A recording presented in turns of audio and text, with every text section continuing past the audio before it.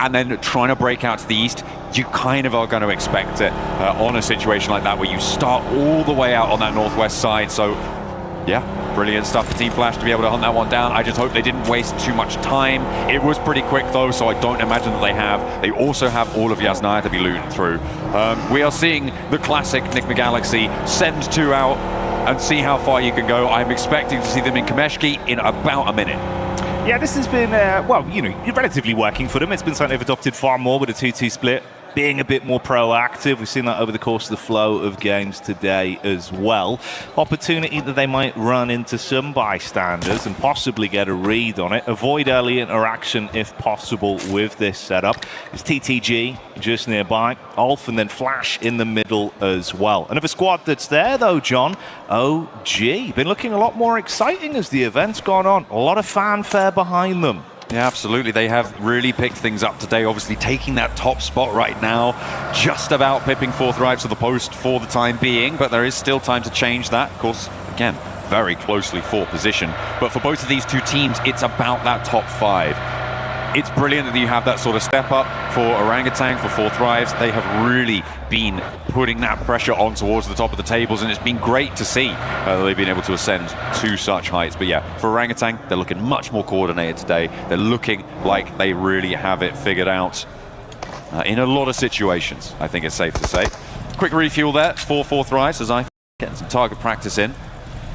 Getting ready for it. And I'm assuming, yeah, I'm just going to top that one up right to the tippy top, and off he goes. Falak on the road again. Falak was kind of crazy with it at the end of that last match, right? Sending forwards over towards, I think it was Nigma Galaxy to try and sweep through. Obviously, no, sorry, it was Coops who took him down from Nigma Galaxy. Yeah. But yeah, it was really quite nutty what they were able to pull off there. Unfortunate that Coops did roll them down, but you can see why people talk about Falak the way they do from the play in the end there. I would say a little bit too much risk for my liking, but that's why I'm not in his shoes. That's fair enough, man. I think, you know, at certain times you've got to dial it on, right? And if you can wreck yourself in those moments, we've seen when he does need to sort of realistically understand it's time to play a bit slower, be a bit more defensive, he can hit that switch. But he's so damn slick with it in firefights that, honestly, I'm pretty excited seeing him giving it. He started off day one with an absolute fanfare of performance, and that's not gone anywhere. Chance they might run into some uncomfortable water, though. You got this wrap over the bridge from Aurora, KRX just up ahead, and 2 of the 4-man split from Nigma, not too far away either. Yeah, still in Pachinki though, and if I know anything about them, they're going to stay there until Zone 2, and then see where they can go. Okay, no, they are on the road now, so they have finally looked to leave Pachinki. As we hop over on board with Geeke, they are currently moving out towards the east side of Roshok, trying to find a way to maybe have a chance to cross the river later on. It looks like Orangutan are further ahead in that pursuit though, and that's going to make things difficult. Will cause a bit of a roadblock there, and instead they post up in some of the buildings. At the moment, with the river as it sits, you're more going to look to prioritize the eastern side of this circle right now because it's so much more mobile. Teams out there are going to have the opportunity to send all the way north nice and quickly, or drop down south if it comes to it. But the teams around the river, they're going to be blocking each other. It's going to be a lot harder to move. It's very, very difficult to try and make that rotation. But sometimes that's just where you have to find yourself. That's just where you are going to end up going. But yeah, I'm looking at the teams on the east and thinking they're going to have a better time of it in towards stage 2 and 3. Yeah, it's fair enough, man. As much as the ideal situation doesn't always present itself, sometimes you've got to just roll with the punches. We did see a little bit of a read there from Geeke as well. It's Ragnarok that's looked like he's actually kind of the spear of this team in situations where they want to instigate. He's always keen for a fight. Took some warning shots over towards OG. Won't really invest much into it, but info goes both ways. They don't need to all-out brawl right now. They'll avoid that encounter. This is going to get spicy soon, though, John. A lot of space that's going to be taken away. Tons of squads getting neck and neck towards each other, and that's the crunch that comes in. Yeah, keeps Yasnaya on the north side of this circle. Again, those teams out to the east side going to have better access to this one, but I'm looking at RRQ and wondering what their moves are here. It's a difficult spot for them. Do they try and force their way across the bridge? There's potential for them to get a good start, but as time ticks away, it's going to get less and less likely that they can make it unscathed. However, they have managed to send forwards a scout. And actually, the compound to the south of that bridge looks fairly uncontested. They might just saddle themselves with a really quite brilliant compound on the west side of those Yaz fields. Very, very central. And potential to backswing if they do need to end up going to the north side in a crazy circle shift. Ooh, 10 points for that one as well. Lovely work there, John. He's probably damaged the vehicle a little bit in terms of resale value, but hey ho, for what it was a nice rotate right up the ramp. You know what? A chicken dinner's worth any resale value drop, so we'll see if they can leverage that position over on the east side. Very stylish, though, and you're right, yeah. Style points definitely super important here. It's pretty on brand for 4-5s as well, isn't it? Style, from what we've seen. And I wouldn't be surprised if we get a bit of more of that. Right now they're looking over just towards the ridgeline. Got a bit of a read on TTG, but once again, you don't want to throw the first domino and have it blow up in your face. But Flash, don't know what sort of dominoes you're playing. They're really big ones, but they're full of those, you know, the things you used to buy from the penny shop, you throw them down, they blow up. It's like that. Yeah. Bangers, John. Bangers. Absolute bangers. Let's see if we've got a banger of fight on our hands here between Team Flash and Gaming Stars. Win pulling the pin. It looks like the opener has gone well, but Bozy has already fallen as well. So it is not looking super healthy. You've got KRX also poking their noses in from the south side of this fight, Jackie, which is going to potentially force it into an uncomfortable scenario. Well, more uncomfortable than it already is, to try and find themselves locked horns now. Gaming Stars trying to rebuff Team Flash. Yeah, KRX are going to continue to just slyly creep around the wings of this. Now on the periphery, keeping their eyes open. Swash going in. Ooh, trying to swing the broadsword there on contact. Top's good for one quick flash back. Rolex with the heavy artillery doing damage as well. So trading blows right now, but this is looking like a pretty good recovery for Flash, John. Yeah, it looks that way indeed as Gaming Stars go down and Flash hold their nerve in the fight. Some really cheeky angles being held there. The two ghillie suits on the inside of the building, not going to matter too much, but it does probably feel a little bit more insulting when you see a little bush Wookiee coming around the corner, taking those shots at you. In the meantime, we saw a player earlier drop from X-Force Rejects. It looks like they may not find too much more luck out in the open as they rotate towards the Wizard Tower here. This is very, very central in those Yaz fields. It is completely isolated, and Saf G has nades for days. He's got one more, and he puts them to bed. Man, that's clean. Straight on target, lines it up, knocks them down. 10 points for that one. As he'll be walking away with his head held high if this was basketball. Right now it's PUBG Mobile though, and they're living their movie. Two elims chimed in. They did lose easy for Bad Boy, so it's a 3-man squad from this point forward. See what they can get done with that. I was keeping track of the Nigma Galaxy rotate that we saw, the wide split. The forward duo actually rotated back around the side and re-injected from that south edge. And now Nigma Galaxy sit on the south side of this one. Should potentially have a pretty good position into the circle, but 4-Thrives moving in from the east side could make that difficult. This is an interesting rotate coming through from AGAL, right? They are actually going over the north side of the Yaz Lake, followed by Alula, but they're going to have to try and cross the bridge. It looks like that Roshok bridge is going to be available for them, but are they going even further west? Okay, fair enough. If they don't have the scouting information, you might expect that Roshok bridge could be sat underneath. Yeah, I suppose the paralysis by analysis on that one, overthinking it just in case. We'll see if they take a bit of time for a slightly longer rotate on it. Right now, more of a scouting party mission to read things. Alula going to double back as well towards Yaz as they don't overcommit on the chase. I'm looking at this very slow rotate we've had from GOAT as well. This is more classic GOAT, John. They love just wasting the time, dialing it down. And a potential fight versus 4-Thrives is something where Killer Joe loves to stick his face into the mix. But look who gets the first knock. Falak out swinging. And the flush as well comes on through. Falak on the broadside though, it is Team Flash to crack him open.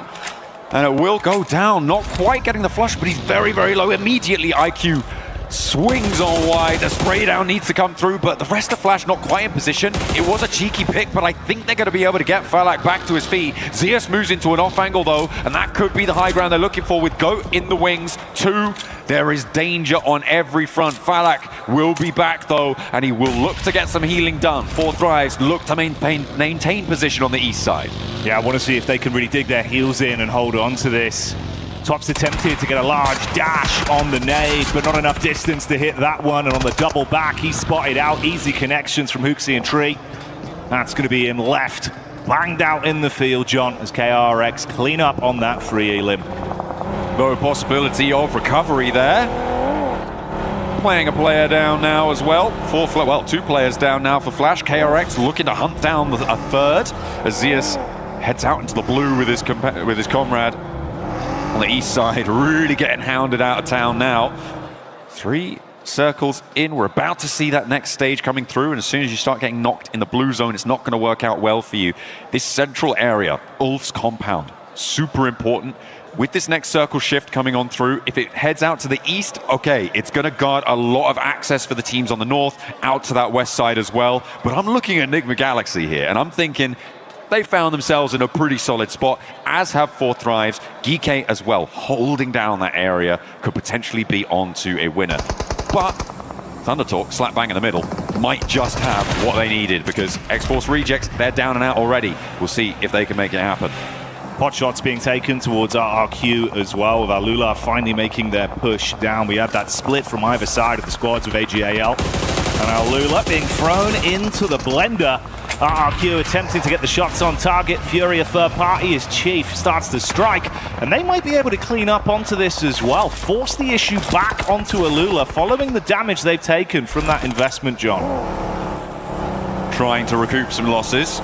See if they can consolidate, re-engage a little bit stronger. That north side does need to conclude fast though, because the circle has just started closing. AGAL on the west edge, that slow west side swipe is going to work out well for them in terms of staying alive, but the west insert may be a little bit more tricky. Ooh. On board with Furia as they take a tumble, but it's 1-for-1. R3B, what can he do here? Closing the gap with the shotty, quick switch to the primary as well. Tracing not quite on point to get the back tag off as Furia do dip out. But you can see the damage is already done. It's only a solo that barely might survive. Survive being the operative term, and not this time. Alula wave bye-bye to Furia as they are down and out.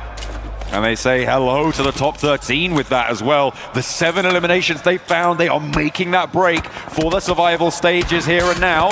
In match 10, takes until double digits apparently, but an inch is as good as a mile when it comes to qualification.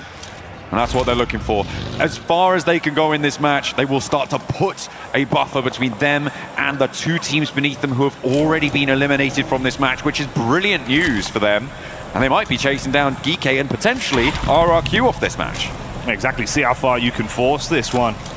Do not leave fate in the hands of the other squads that are nearby you, vying for survival within today's games here at PMWC. Give it your absolute all and write history for yourself. We've got the POV of Force right now. There was that 2 split players at the further backside from Foops and Moxie that were watching the rear.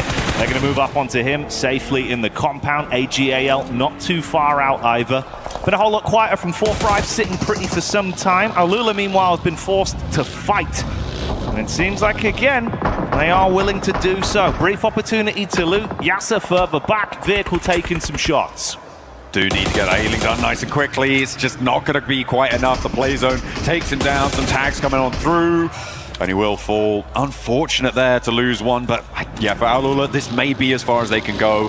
I was hopeful that they could find something maybe against Ulf, pushing in nice and quickly from that north side. But yeah, the doors are starting to close. The windows too, locked and bolted.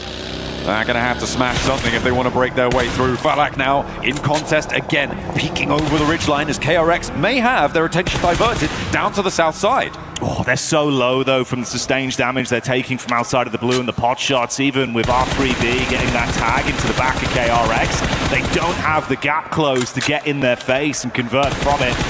It's just one man left, effectively. R3B, try as he might to get anything more here. At least make it a dire game for KRX. That was the closing play. He does manage to get the knock onto Hoxie and Binny. Hang on a minute. Is he just... He's taken quite a hefty chunk out of the team there. KRX going to have to try and recoup something out of it because they do only have 3 players now playing. into the match. The circle's going to push them away from their position. Ulf on the north side is a major roadblock for them as well. This 2-1-1 split that Ulf are holding right now, it feels a little bit greedy, but with Eren on the oversight, they know those knocks will come out to the east side. With Kalsi on that west side, they're trying to guard out Orangutan.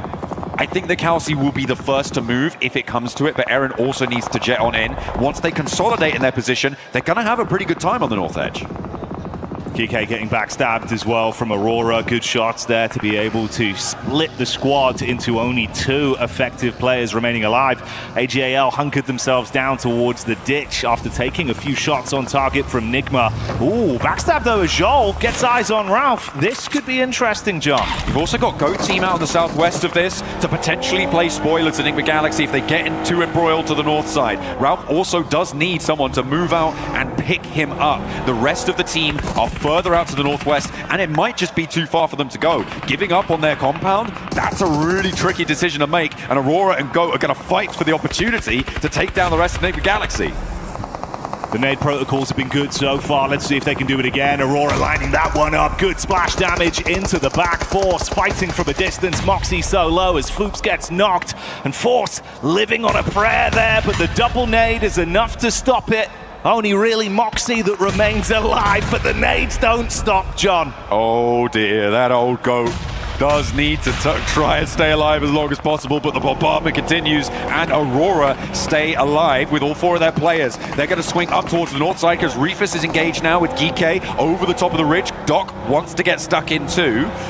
Maybe a little bit more reticent now, though, as Reefus does have the challenge. Steps forward, SAFG wins it, and Doc just wasn't there. The rest of Aurora, they weren't there either, and Reefus will be the price that they pay. But is there an answer? Is there retribution? Zjol looks to try and find one, but Geekay managed to get back behind the headland. An aid on in, let's see if it's good. It splits the difference, takes down one more, and SAFG now fighting for his life. Anything but safe in the position he's left in, trying to clamber over the top of the bonnet.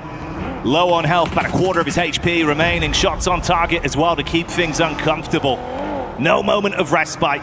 No opportunity to catch your breath. GK gone. Silenced on this one from Aurora. But other sharks are in the water, John, and they smell that blood. Eren out in the open. Not going to matter, though, because they've got backup. Doc takes a tumble. The knock is sent over their way. KRX are trying to scout out. Could maybe be dangerous for Ulf as they don't have their wits about them, but I'm hoping that they do right now. They will try and maintain that control over the northern side. Thundertalk Gaming have just been so quiet over the course of this whole match, Jackie. They've been in this position for a long, long time. They can stay there for a little bit longer, but I imagine you're going to have Aurora and Ulf on your doorstep pretty soon. And that's not a collective that you want at your front door. It's going to get messy pretty quickly. Top with the eyes locked on as well for the exit side towards Ulf. TTG just trying to keep their tails tucked between their legs, sitting pretty for at least an opportunity that's given to them. KRX that suffered heavy damage from that backstab. Alula making it uncomfortable did result in the downfall of Binny. So only a triple threat left. Vehicles for the rotate, but smoke coming out the bonnet. Not the best of health, but you'll take it if it's the only thing on offer. KRX in probably the most difficult position here. Depending on their timing, though, because Fourth Thrives and Ulf are both going to have to move. The question is, where do they target? And if you can find a cheeky little insert into the back of a third-party fight, something like that, KRX might have a better time of it. But it looks like Ulf are much more preoccupied with clearing out that backstop because they haven't taken that move just yet. And KRX might just be walking straight into the fight. They want to try and take it down, Jackie. They want to get stuck into this one, battling down the ditch, but let's see if they can withstand the blows from Ulf. Scarface lines up one, Kaus buckles to Oxy. There's a reply from Falak as well from range onto QXX, so he's able to steal away some points amongst the interaction between these two squads. Panic stations now for Ulf. They've got to play medic, John, and Four Thrives, their eyes are lighting up. Four Thrives are already setting out. They are on the hunt. Hazaifa and IQ following this one down to the bitter end, as only remnants of these two teams on the north side will still be in action. And Hazaifa is all too happy to take those points, push OG off the top spot as well, and they are back in first place. On board with them, they got 4 players alive, playing from outside the circle. They'll need to find a route in. Living the dream right now. Further damage done. Meanwhile, we switch over to the POV of Aurora. Nice nades on target. Satan takes the brunt of the damage. Ulf still attempting to fight versus 4 Thrives, but they're silenced as they cut their way through them. Lord battles back on the top, up close. Ralph can't withstand the fight from Joel. Good play with a shotty, and he's got space to be able to calm this one down, John. Tuck into the limited cover. AGAL from the sideline, though. Oh, getting stuck in. Sure, why not? Aurora down to 1, just Joel remains. Doc is a goner. There is no way that he's going to get that player back up. Surely not. Has to try and play on this high ground. The zone will keep him in if he moves forwards to some of these trees, but gonna stim up first, allow the blue zone to creep in. Doc, yeah, he's not coming back. That's gonna be confirmed now, as AGAL will take that point. Coops, the solo for Enigma Galaxy, who ruined the day for 4 Thrives last time around. Let's see if he's going to do the same thing here, but they are on opposite sides of the circle. Might be a little bit harder. Zypher, though, wants to try and get all over this circle. It's not going to go well, though, as they do take a tumble. Phalanx down 2. Yeah, this is looking brutal now. 2 players removed. It's all on IQ. Brains at the operation as he sprints through the smokes, looking to get a lineup onto them. Shotgun special, but not enough to deliver the payload, John. AGAL withstand the fight, shut down 4 Thrives, and can they reset from this? No one in immediate vicinity to attack onto them. They might be able to reset cleanly. TTG advancing up onto Joel as well. They finally found a second elimination. They can leave here. They are the only team with 4 players alive. The pickups coming through on the east side is going to potentially give them a threat here, but this flex out needs to go well. It's only against 1 player, but that 1 player is Joel. So we'll see if he's got anything left in the tank. They disengage from it. Interesting. Prioritizing staying in the zone, I guess. Yeah, for TTG as well, right? It feels like you're in such a risky position in terms of the overall standings. You've got to get out there and give us a little bit more of that confidence, but still trying to grind this one out all the way to the bitter end. Keep themselves in the contest of a fair 4-on-4 firefight, I suppose. Thinking about AGAL as more their big competition than risking it versus Joel. I mean, that high ground would have been great to try and suppress the rotation from AGAL for them. I feel like there's a lot of merit in trying to keep that hilltop going for you. You're right, it could have been dangerous, but I don't think you're going to win tournaments if you don't like the danger. And that's just not what's happening. AGAL making the cross against the duo from Enigma Galaxy, and that's how you want to hold. A nice little opening spray down, but 2 players unload right next to the compound. A third on the flip side as well. Maple looking to burn Lord out of position. Coops is half HP as well. Immediately catches him on the egress, and now Coops is looking for more, but what has he got left? Because Lord is down, and now Coops is the next to follow. Really cleanly played there for a Maple. Nice setup with the molly, instant switch to the rifle to hold the angle. Joel, meanwhile, has been crouching around all the commotion, but he's found Jimmy, dispatches him, and we get into that final 4-on-4 head-to-head. AGAL looking slightly more green around the gills with a single knock onto the roster, leaving them with an effective 3 to fight back versus TTG. Jimmy already got a bit of his power rising off the back of the knock onto Joel. What more can he do here? Nades chucked out for defensive maneuvers. They're committing to get this res off, and there's no aggression to punish with the advantage. The nades not quite connecting for Thunder Talk. This is sort of getting a little bit messy, but look at this flex out on the east side, sitting, trying to find an angle, but regroups back in. They're sort of putting themselves on the northwest side of this circle, and not as much pressure as they might need. They do know the full lay of this fight, though. They know where all of these players are for AGAL, so the full information is there. They would hear those vehicles. They would spot the runouts coming through. With Jimmy's angle there on the high ground, they might just be able to do something here. But 5 eliminations for AGAL, 3 eliminations for TTG. These are some fairly quiet games from these 2 potential winning candidates. Scary as well, man, looking at the setup on the angle. I felt like that was your one opportunity, at least, where you had an advantage in the engagement. Now, as time ticks by, it was a nice setup from XEZ on the top side, just scanning over the periphery of the building. They've got nades to play with as well, so if you crash onto this, TTG are going to have a bumpy ride through, dumping some of the defensive utility out as well. A few Molotovs into the field. Trying to hold on to a little bit more for later on when you get closer, when you get forced into known nade range. Much more tricky to hit it around the buildings. I mean, when you don't quite know exactly where they are, you can argue that it would be good to put them in now and maybe find an opening knock against AGAL, but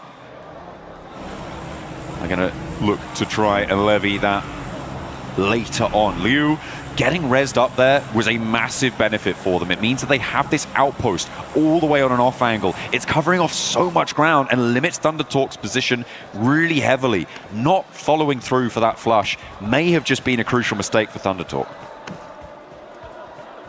On the other side of the coin, it's a play that could pay dividends for AGAL. This is the worrying duo setup as well. Zone crunching in. We'll see if Maple's forced to advance over the hard cover towards the fence just as it stops on the mark. XZZ still looking on the top side for the peek up. Sitting on the door. That's the nades in as well, and you're starting to take damage here. The shoe could be on the other foot, John. It looks very uncomfortable from TTG, and the double nade on target. Flower and Maple blowing away too. Suddenly you are at panic stations. Down they go with their backs to the wall. What more have they got? It's all up to Xing for ThunderTalk, but he does find an answer for one. Let's see if he's got any more. A 1 versus 4 would be necessary.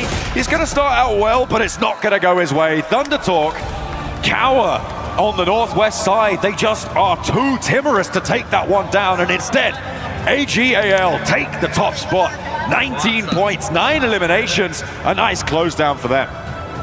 A big result in the final fight, and it felt problematic.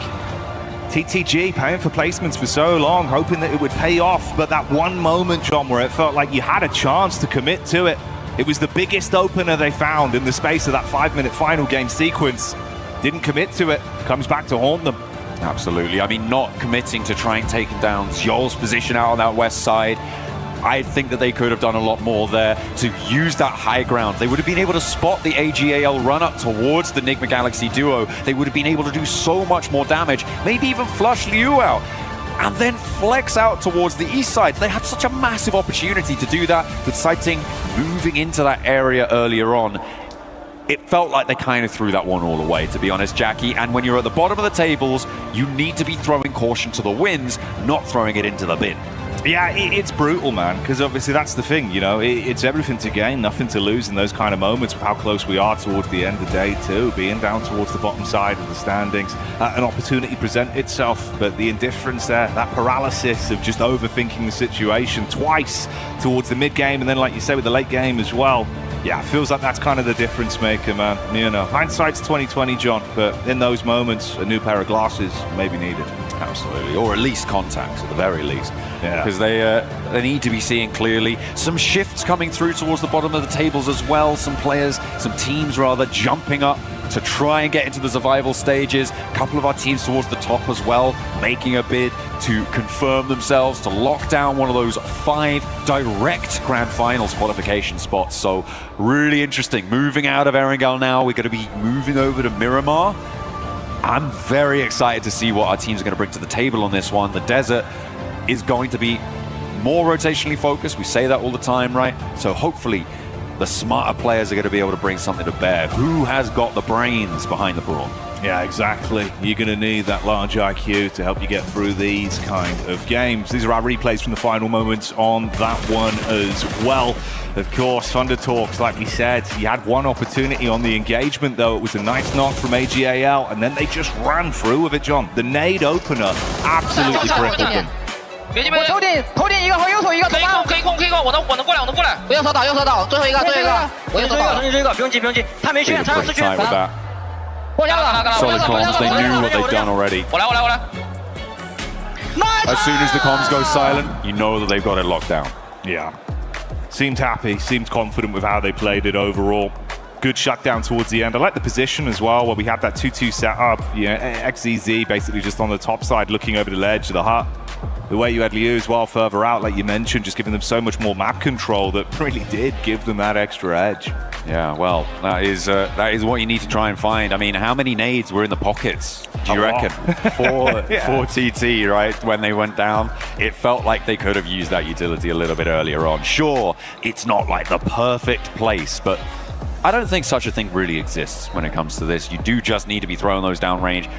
There was more that they could have done. It was not to be. And credit to AGAL for being able to leverage that advantage, right? They were able to read into that. They were able to send out, right, and grab their player back up because they felt, oh, yeah, they're not putting pressure on us. Let's just go for it. I know that's the thing, right? It does kind of feel like we're really egging on this one point, but when you look back at it in hindsight now, that was the pivotal moment of it's the big edge they had.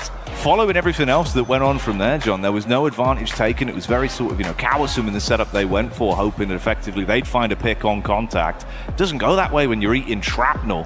So yeah, the one opener that did give them an edge, not followed through on. That indifference certainly hurting them in these games. Yeah, absolutely. Some of the rotations around that west side as well worked out well for them, right? Because remember, early on I was talking about AGAL. Oh, they're going all the way out west. True. And they were later into the zone. They played a slow game. They played the only team really to go for that sort of thing. And it's obviously worked out well for them in this instance. But I feel like if another team was in Thunder Talk's position, might not have been as easy. But either way, they do manage to make it work. So yeah, very, very smart stuff coming through from AGAL. Looking to try and get one of those spots for themselves as well. I'm loving how close all of this is, Jackie. I know, it has been exciting, right? Obviously a little bit different to the usual spin of things when we're at such a prestigious event like this with the back-to-back games. The fact we're going into a day two with a risk of not only having teams qualifying through, having that sort of, dream moment, this is great, but the sheer defeat, the sheer panic of sitting there and realising that's it, 2 days of play and it's over, mate. You're thinking about airports, John. You're not thinking about trophies, about the history, about actually giving that solidarity to your organisation with a big result after what's been quite a grind to get here for some of these teams. I mean, at the end of all of this, right, we do crush the keys, but yeah, if you're in this sort of situation, you can't let your mind be crushed already.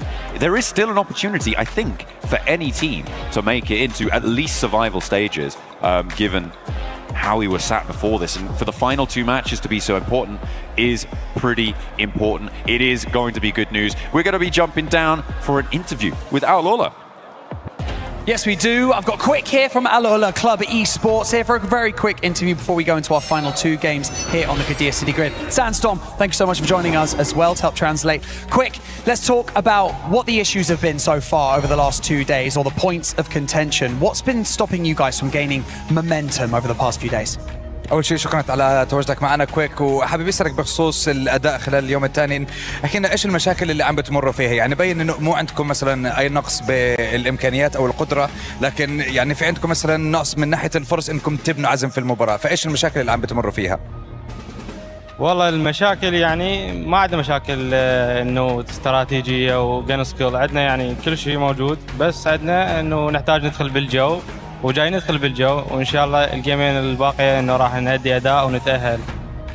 I want to say it's not that we have an issue when it comes to our tactics, our strategies. We just need to get into the flow of things. And with 2 games left, we're hoping to be able to get into it and get it done within the next games. I mean, speaking of getting into the flow, even that last map on Erangel, you guys appear to have better flow, better pacing. You coming down through the north side of Circle, obviously it pulled away from you guys. You took out Furia, everything seemed to be good. And then the pacing slowed down. What happened? هلا بخصوص المباراة الماضية كان مبين انه في عندكم يعني بوش قوي من المنطقة الشمالية، قدرتوا تشيلوا فريق فيوريا، كانت سرعتكم كويسة، لكن بعدين بطأتوا وتم اقصائكم بالزون. فايش كانت المشكلة وقتها؟ هل مثلا كانت روتيشن بطيئة، ولا ايش المشكلة اللي مريتوا فيها في الجيم الماضي اللي تم اقصائكم من وراها؟ اخذنا قرار نشيل ار كيو، بعدين دخل علينا تيم فيوريا وقتلناهم، بس اول ما خلص الفايت انه ما عندنا وقت نجمع انفو ندخل على الزون. رحنا يمين شفنا كوتيم ضغط علينا، رحنا بوجهنا لقينا تيم، رحنا يسار تيم لازم علينا، ومتنا من كثر الضغط علينا بالسيارات. After we were able to make the push and take down Furia, we tried to rotate in multiple different positions, but every direction we took, there was always another squad waiting for us. So yeah, the fighting did benefit us, but it was a little bit late towards the end. So yeah, it became just too difficult for us to actually find a place that was open and wasn't occupied. Yeah, I mean, going into these final 2 games now, it's kind of crunch time, isn't it? You're in that bubble of potentially going into the bottom 3. You're currently out of it. Are you going to be able to stay out of that bottom 3 spot? And how are you guys feeling? Are you feeling positive for these next 2 games? هلا بقى عندكم اخر مباراتين، اخر فرصتين عشان تقدروا تتاهلوا وتكونوا موجودين ضمن حاجز التاهل للسرفايفل ستيج. فاحكي لنا على كيف احساس الفريق، كيف شعورهم، وهل جاهزين، وهل عندهم الامكانيه انهم يضلهم متواجدين ومتاهلين للمرحله الجايه من البطوله؟ شعورنا دائما انه نحو الافضل، انه ايجابيه وما عندنا اي سلبيه، انه احنا نقدر راح نتاهل بس عندنا مشاكل نريد نحلها وها هي ما يعني متأهلين الثقة موجودة الحماس موجود كل شيء موجود. I want to say, as long as we are in the right mentality and we have the right state, we're in the right state of mind, we can accomplish what we want to. And hopefully within these last 2 games, like I said before, we'll get into the flow of it. And we believe that we have the ability to qualify, and we'll prove it in the last 2 games. I like that. A bit of positivity. Thank you so much, Quick, for joining me in this interview. Sandstorm, you're a legend. Thank you so much. We have another interview here on the Qiddiya City Grid before we throw it over to the studio. So let's go over to that one.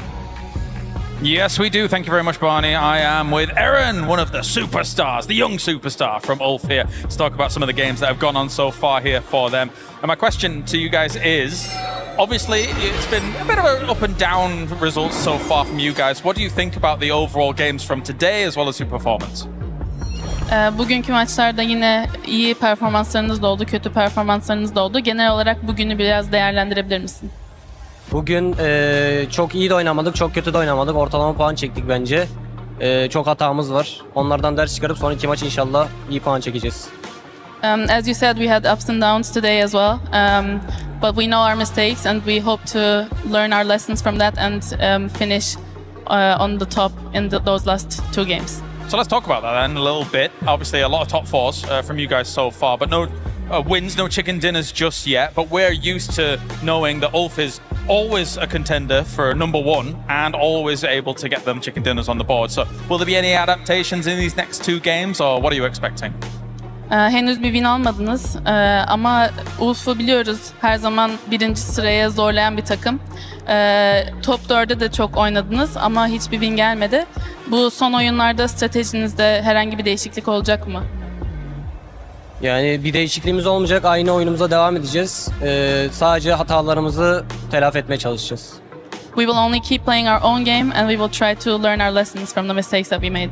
All right, fair. Thank you very much, Aaron, for joining us here. That is us done for here down on the stage. Time to head back into the games here for more PMWC.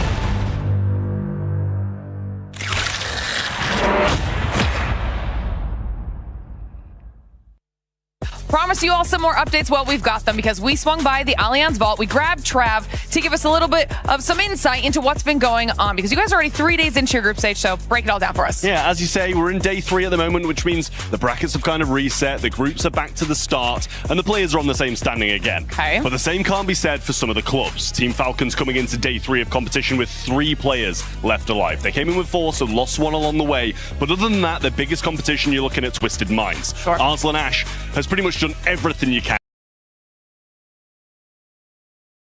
in this game. So he's just 1 EWC win away from being the GOAT, and that is just a crazy statement. That's for him. huge. But over obviously, we see AGL competing across quite a few stages this week. Zubair is one of the favourites to take this competition now. Ooh. He beat the favourite in his group. So he's kind of taken that pole position at the moment, and I'm really liking AGL to go far here. That could be massive. Exactly. And like, obviously in the position they're in on the club championship leaderboard as well, a couple of big wins, they'll be leapfrogging above the rest. Vitality, however, haven't had the best couple of weeks, to be honest with you. They've put all their faith in one player, Jean Ding. So it's a question of whether or not he's going to be able to get it done. He's been looking kind of hit or miss so far, but obviously with it refreshing and being now in the similar standing, he might have a chance. So this could be really interesting when it comes to our club championship standings. Obviously, like you mentioned, we've got AGL in 3 out of the 4 stages this week.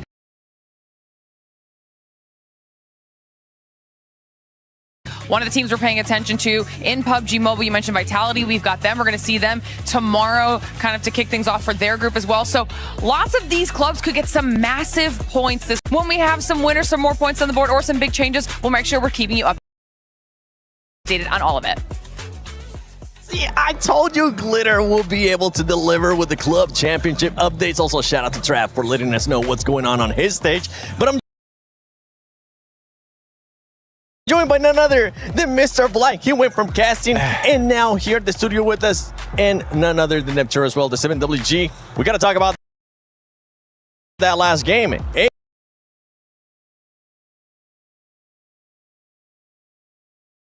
Games so far, something like that. Yeah, 10 games, even worse. No, they're doing a very, very good job. I am enjoying what they're doing, but to go in a little bit more in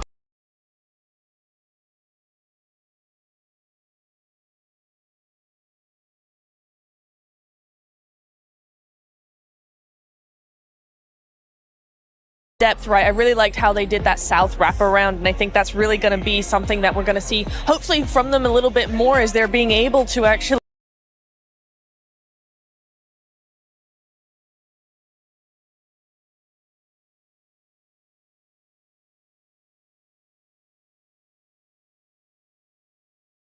maybe, hopefully, they'll be able to make it to that top 5. We'll have to wait and see what's going to happen in those upcoming finals. The stronger Chinese team win.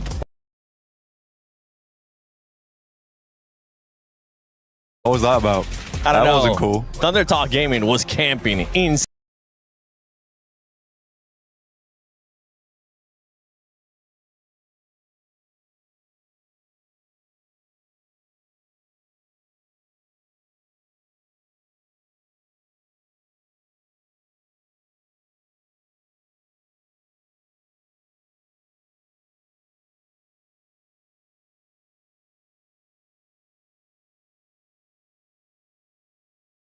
Insanely. They were there for the longest time. Okay, however you call it that though, because you came out, you said X-Force in heaven, we're not camping. I didn't say they were not camping. I say it wasn't just lucky, though. They were holding off people. What do you mean? They were holding off Furia. They were holding a bunch of other people. Yeah, but for this one, Thunder Talk, they were legit just camping. Okay. I agree with that. I mean, to be fair to Thunder Talk, though, they need some points. Okay, if that's what it takes, that's what it takes. You gotta do. Okay, you can't hate too much. No. I tell you what I do hate, though. I'll tell you what I do hate. What do you hate? I really do not like Enigma Galaxy's push onto Volcano versus Aurora. Not so much. Yep. And that one, it didn't work whatsoever if you are Enigma Galaxy. One team that does need the points and was able to put up good points there in the last match was Alula. I really enjoyed the way that they were able to kind of rotate towards the north. And right now, we're seeing an amazing performance out of this squad that's trying to make it to survival at least. Yeah, it's a really nice play. I was watching them versus RRQ, I think, over in the garage area, and it was actually really, really nice to see that aggression come on through. It was a very strong sort of presence that they put themselves into, moving into the garage area over there, because it wasn't a direct push. There was a solo of RRQ in the garage, but it wasn't direct full-on push onto an opposite team. It was just such a strong presence with those vehicles that it was like, hey, we're actually going to be doing something. It's intimidating for the other teams. That's what you want to see from teams more often. And yeah, Alula did a really great job of that. Well, I think this lobby is quite well balanced so far. Seven. It's very well balanced. Very. The thing is that there are some squads where the gameplay feels a little less intentional overall. That's what kind of worries me in a big way at the moment, is that for OG, I do think there has been some times where, you know, they'll find a good spot, they have some good rotates in, and then it feels intentional from there onwards. Like that's a passivity that they go for, and it tends to reward them in the late game. Yeah. I want to see a bit more proactiveness from them in future, because I think that could really help improve their score lines. But right now, they're absolutely fine. There's no reason to change. There are teams, on the other hand, like we're looking at RRQ, they feel like a team that's been forced to make plays. It doesn't feel intentional, and then they're winning off the back of some gun skill. And I think, honestly, Lepar is massively propping up that team at the moment, because he has some really good clutch moments. But it comes off the back of, ooh, did we really want to be here? Now Lepar's going to have to clutch up. Yeah, it's true. I think you're right there. It's like, And I'm seeing it from a lot of teams. I'm just trying to think of like all the lobbies that we've seen, all the groups, all the teams rather. It's kind of a lot of the same thing. I think OG in the beginning were doing it as well, right? Not so much today, but certainly yesterday it was a little bit of a let's see what happens if we go here and then see what happens. You know, it's not proactive. It's not, there's no plan to it. It's just kind of a bit random. And I think a few teams have been doing that. Like For OG, they're not going to be that upset, all right? They ended up with the first place, third place, fourth place. This is just something that they're going to keep on improving. And going back to Alula, something that I actually really want, I was hoping you would end up pointing out. I really enjoy how long they took to rotate in because they were making sure that there was going to be nobody behind them. I really enjoyed that out of them, which kind of allowed them to do that fight that you were talking about with RRQ. Another squad that we actually been seeing now step up as we're seeing the battle there for first place is 4 Thrives. 4 Thrives with those 2-2 splits. it was very nice, and 2-2 splits are their big thing. The 1-3, the 2-2, they love doing it, and we saw it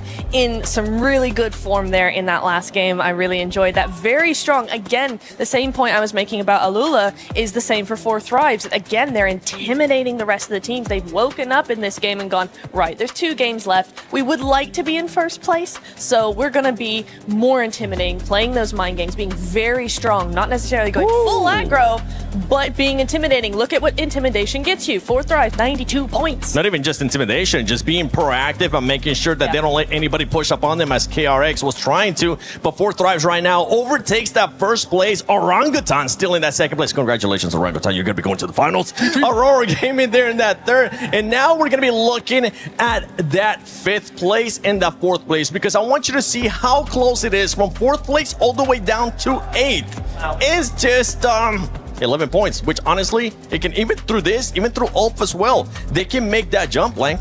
They can. I think for Ulf, there's a big opportunity here at the end of the day to make it happen. I wasn't massively impressed with Erin's answers there, though. There was a lot of, we can learn from our mistakes, we can learn from our lessons. Yeah.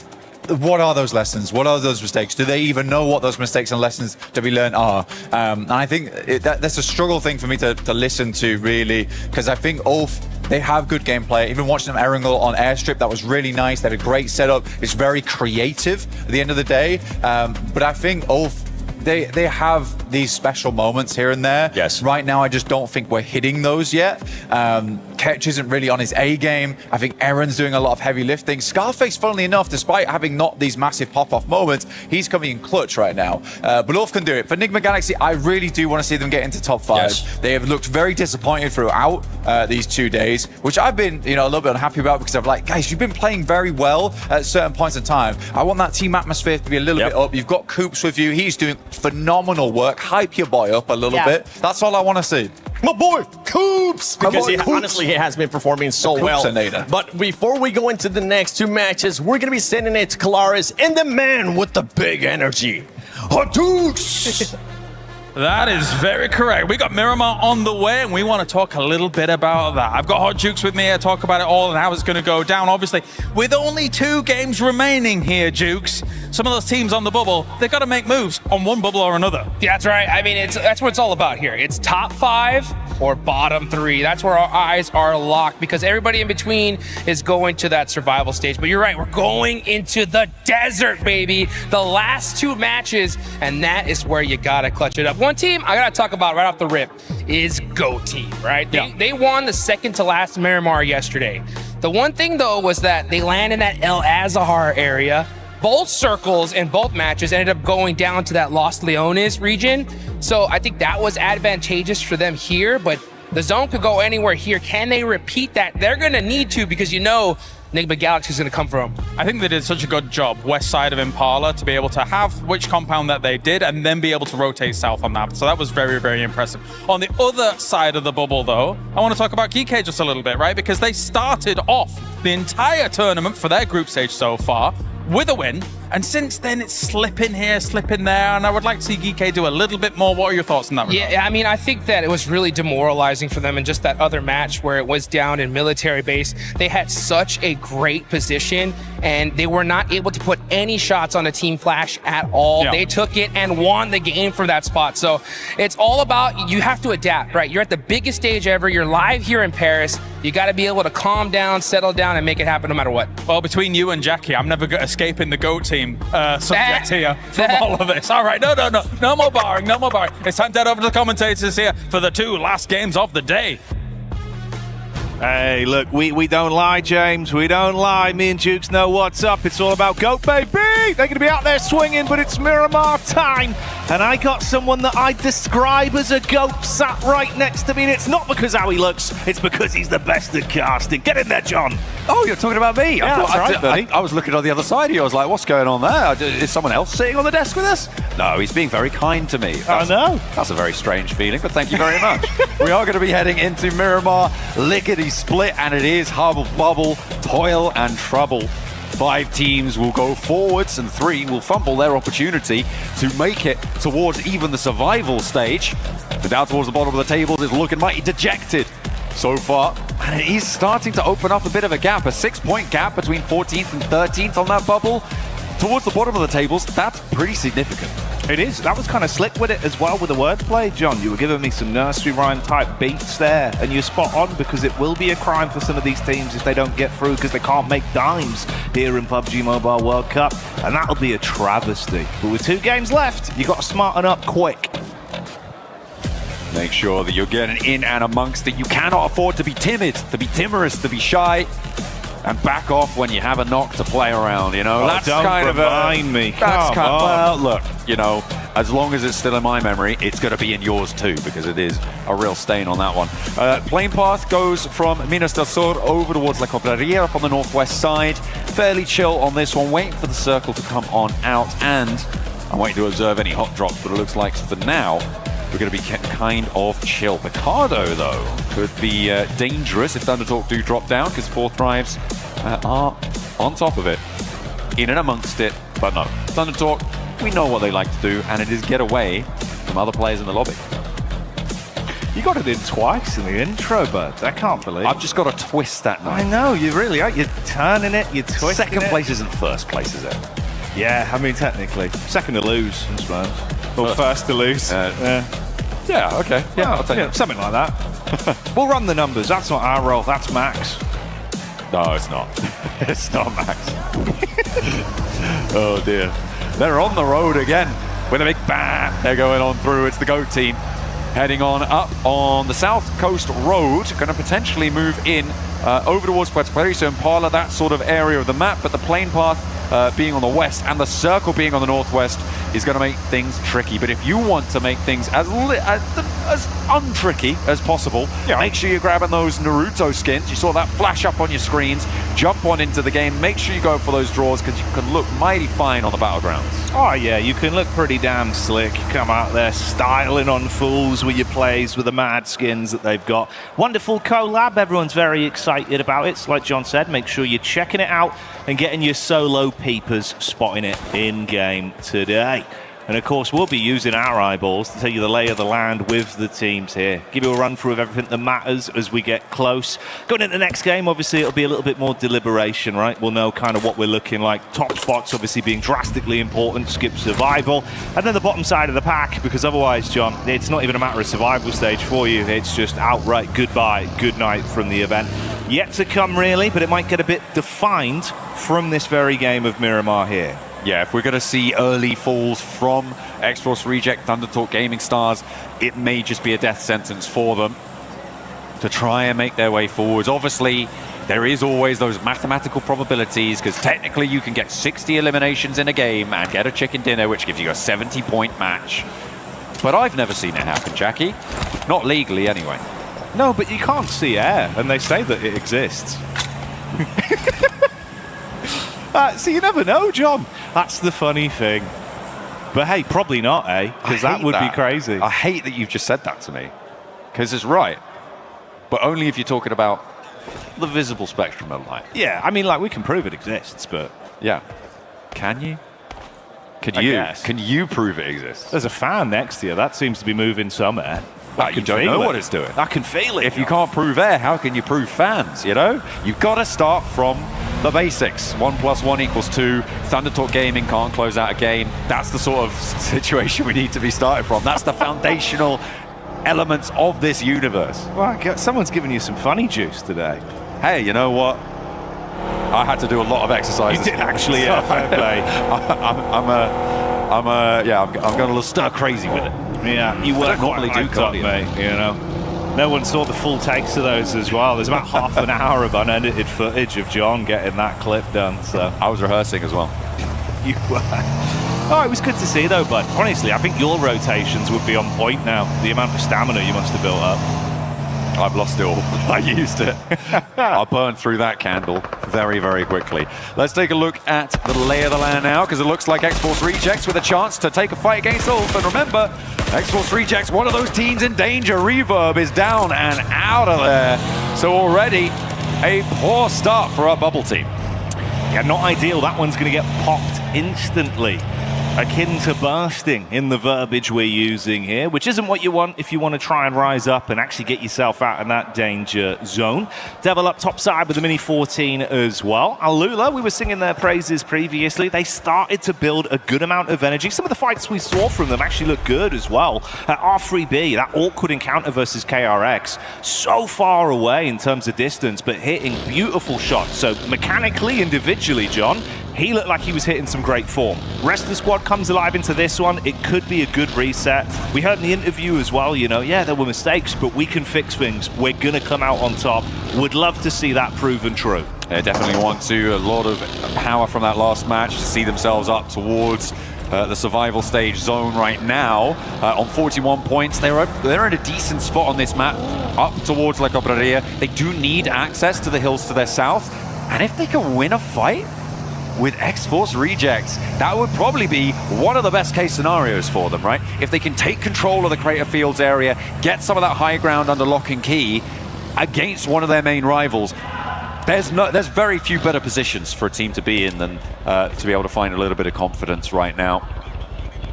That is going to be weighing heavily on the minds. Everyone sat around them. Enigma Galaxy moving in from that western side. RRQ as well could potentially try and jump into the mix there. Orangutan as well have access to those Crater Fields hills, but we've got a little bit more time before we see things go really to loggerheads. We've only had that one casualty so far. Yeah, crew moving up. Obviously, from what we saw, it was a little bit stale from some of the hits, more just getting stuck involved into fights when it was forced upon them rather than taking the initiative necessarily themselves. We'll see if that will change here with the approach. Down towards the compound now, having a bit of a loot up. Satan not too far away. No real read or need to engage onto each other yet. So opportunity to at least get themselves armed without an overinvestment. Visual contact there as well. You can see the vehicle driving away. So Satan will clear distance.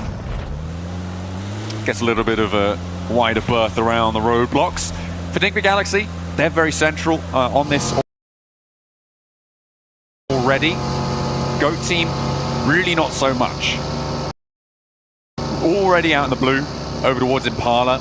Coming in from that eastern side for Goat team, they are going to need to get towards it, but it's still very, very early days, especially here on Miramar. Waiting for the second circle can often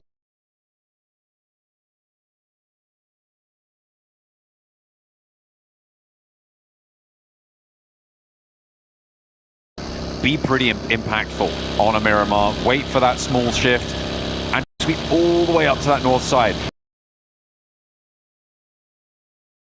Could inject towards water treatment over past Cruz de Valle, but there is Gike in the way in El Azahar, so it could potentially be an unexpected blockage in the system for them. The next zone will reveal itself fairly soon though, so we'll see what they opt to do with that new information once it's revealed.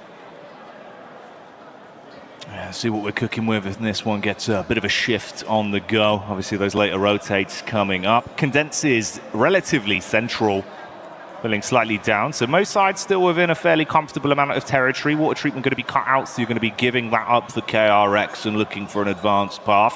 You can see Gike advancing a bit quicker now as well, speeding up on their rotate through the roadside with Goat in relatively close by contest.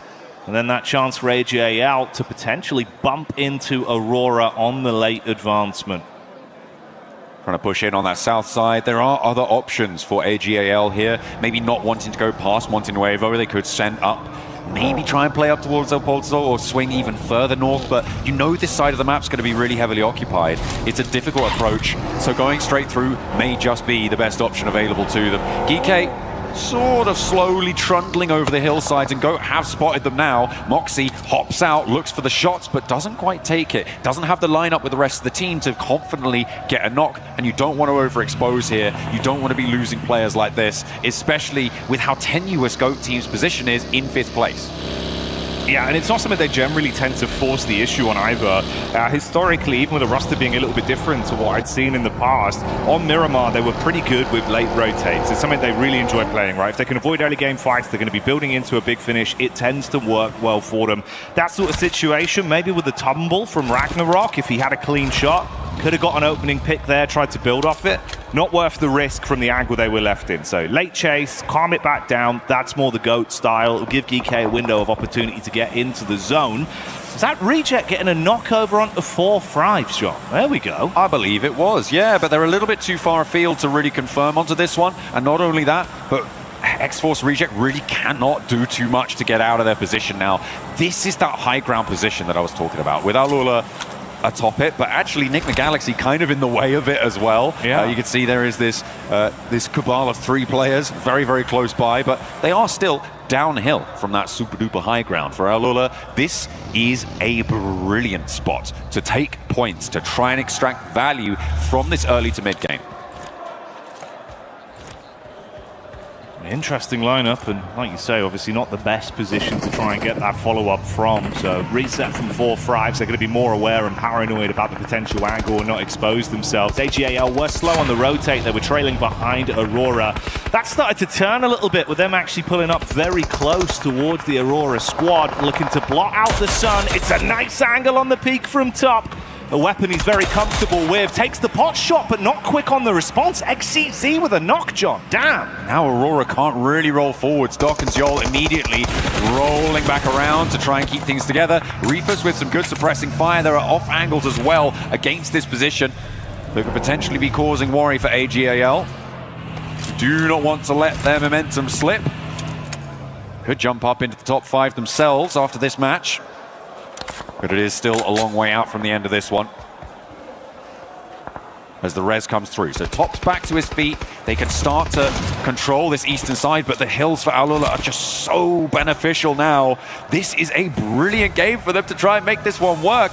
It's so hard for everybody else to try and move in. I feel like Thunder Talk are going to have a really tough time here trying to extract themselves from the southeast side where they sit, which is behind this engagement on our screens now, Jackie.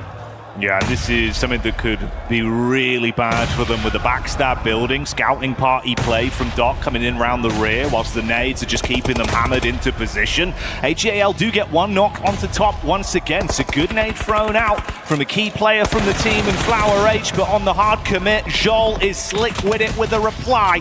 Punishes him, pushing up daisies. That's the only flowers that are in his mind now. Liu on the reply, jumps behind the steering wheel. Off-angle push on the ridge. Let's see if he can do anything from this. Moves out into position. Doc on the high ground has control of the angle, though Liu does need to be careful. That smoke's just about to fade. Drops the Molotov to stop any forwards aggressive pushes as Reefus regroups up to the top. All of Aurora are here, and Thunder Talk are trying to loop around this one. Okay, put pressure onto the solo. Let's see what Doc's got. He's got backup now, and the rest of Aurora are trying to move on in. It's a breath of life for AGAL, but maybe they want to get stuck in too, because Doc is still fragging out. Nade out to try and find an angle on towards Thunder Talk. And this is a little bit more aggressive. This is a little bit more dynamic. That's what we wanted to see. But do they have the skills to back it up? Not stepping in fire. Kind of rule number 1, though, as Jimmy takes a turn around the corner. Doc on the move up as well, once again armed with a shotty, but it's Joel with an SMG that puts AJ to sleep on first contact. Close quarters combat, Reefus with a hop up, good to shut him down. TTG thought they'd finally got a breath of fresh air, an opportunity to push in an upset versus the lone player of Aurora. But the longer this has gone on, that thunder is being taken away from them. AGAL moved up towards this fight, but actually took a harrying from KRX, that backstab that you were talking about, making itself known. Maybe AGAL overextending in that scenario and losing a player here, but they are in the zone. KRX not so lucky. They don't really have that sort of foothold. So for AGAL, all is not lost, but the fight may be coming to them from KRX on the north side. You've got Top priming the nade as well up top right now. This shanty town could be taken down as the nade from Top's right on target. Goodbye, Jing. They know they've got to move quick as well with the zone coming up, so they want to advance and try and force the issue. Low HP for Top. Reefus with a bait play, opens the door, holds close on the angle, and the shotgun sings for one. Jimmy replies. It's getting awkward in the encounter, but it seems like Aurora can hold on for now. No way to put that one back together. Jimmy just sat there and didn't really do much. Unfortunately for Thunder Talk, they will go down again, and it's good news for our bubble teams once more, who are looking to try and make that chase. As we turn our attention over to the northeast side, it is Orangutan, Fourth Thrives, and Ulf going at loggerheads to try and push past, because Fourth Thrives have control of this hill, have control of the ground. It's going to make things tricky in this area.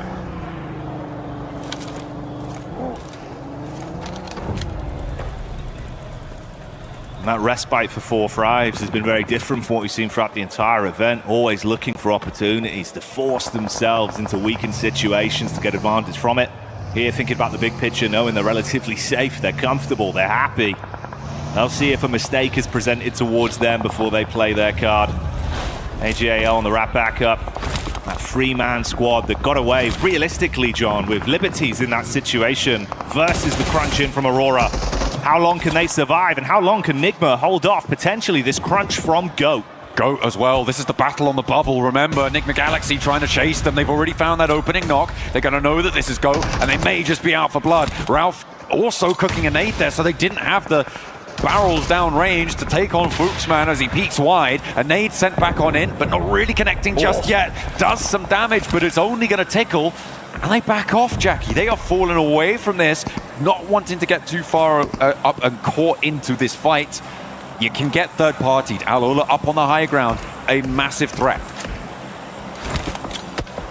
That's the thing. Killer Joe, usually so keen for the close quarters engagements as well. It feels like he's your entry fragger, someone that's going to take those risks. Being knocked early left them more susceptible, so they attempt to backpedal. Lord resets, very elevated angle to peek down. Bullets barraging on target, but the longer he takes that fight, the more exposed he is to the hilltop side there that you've got from Alula. So can't overcommit. Killer Joe with the knock once more, back on his legs. GOAT, it seems uncomfortable.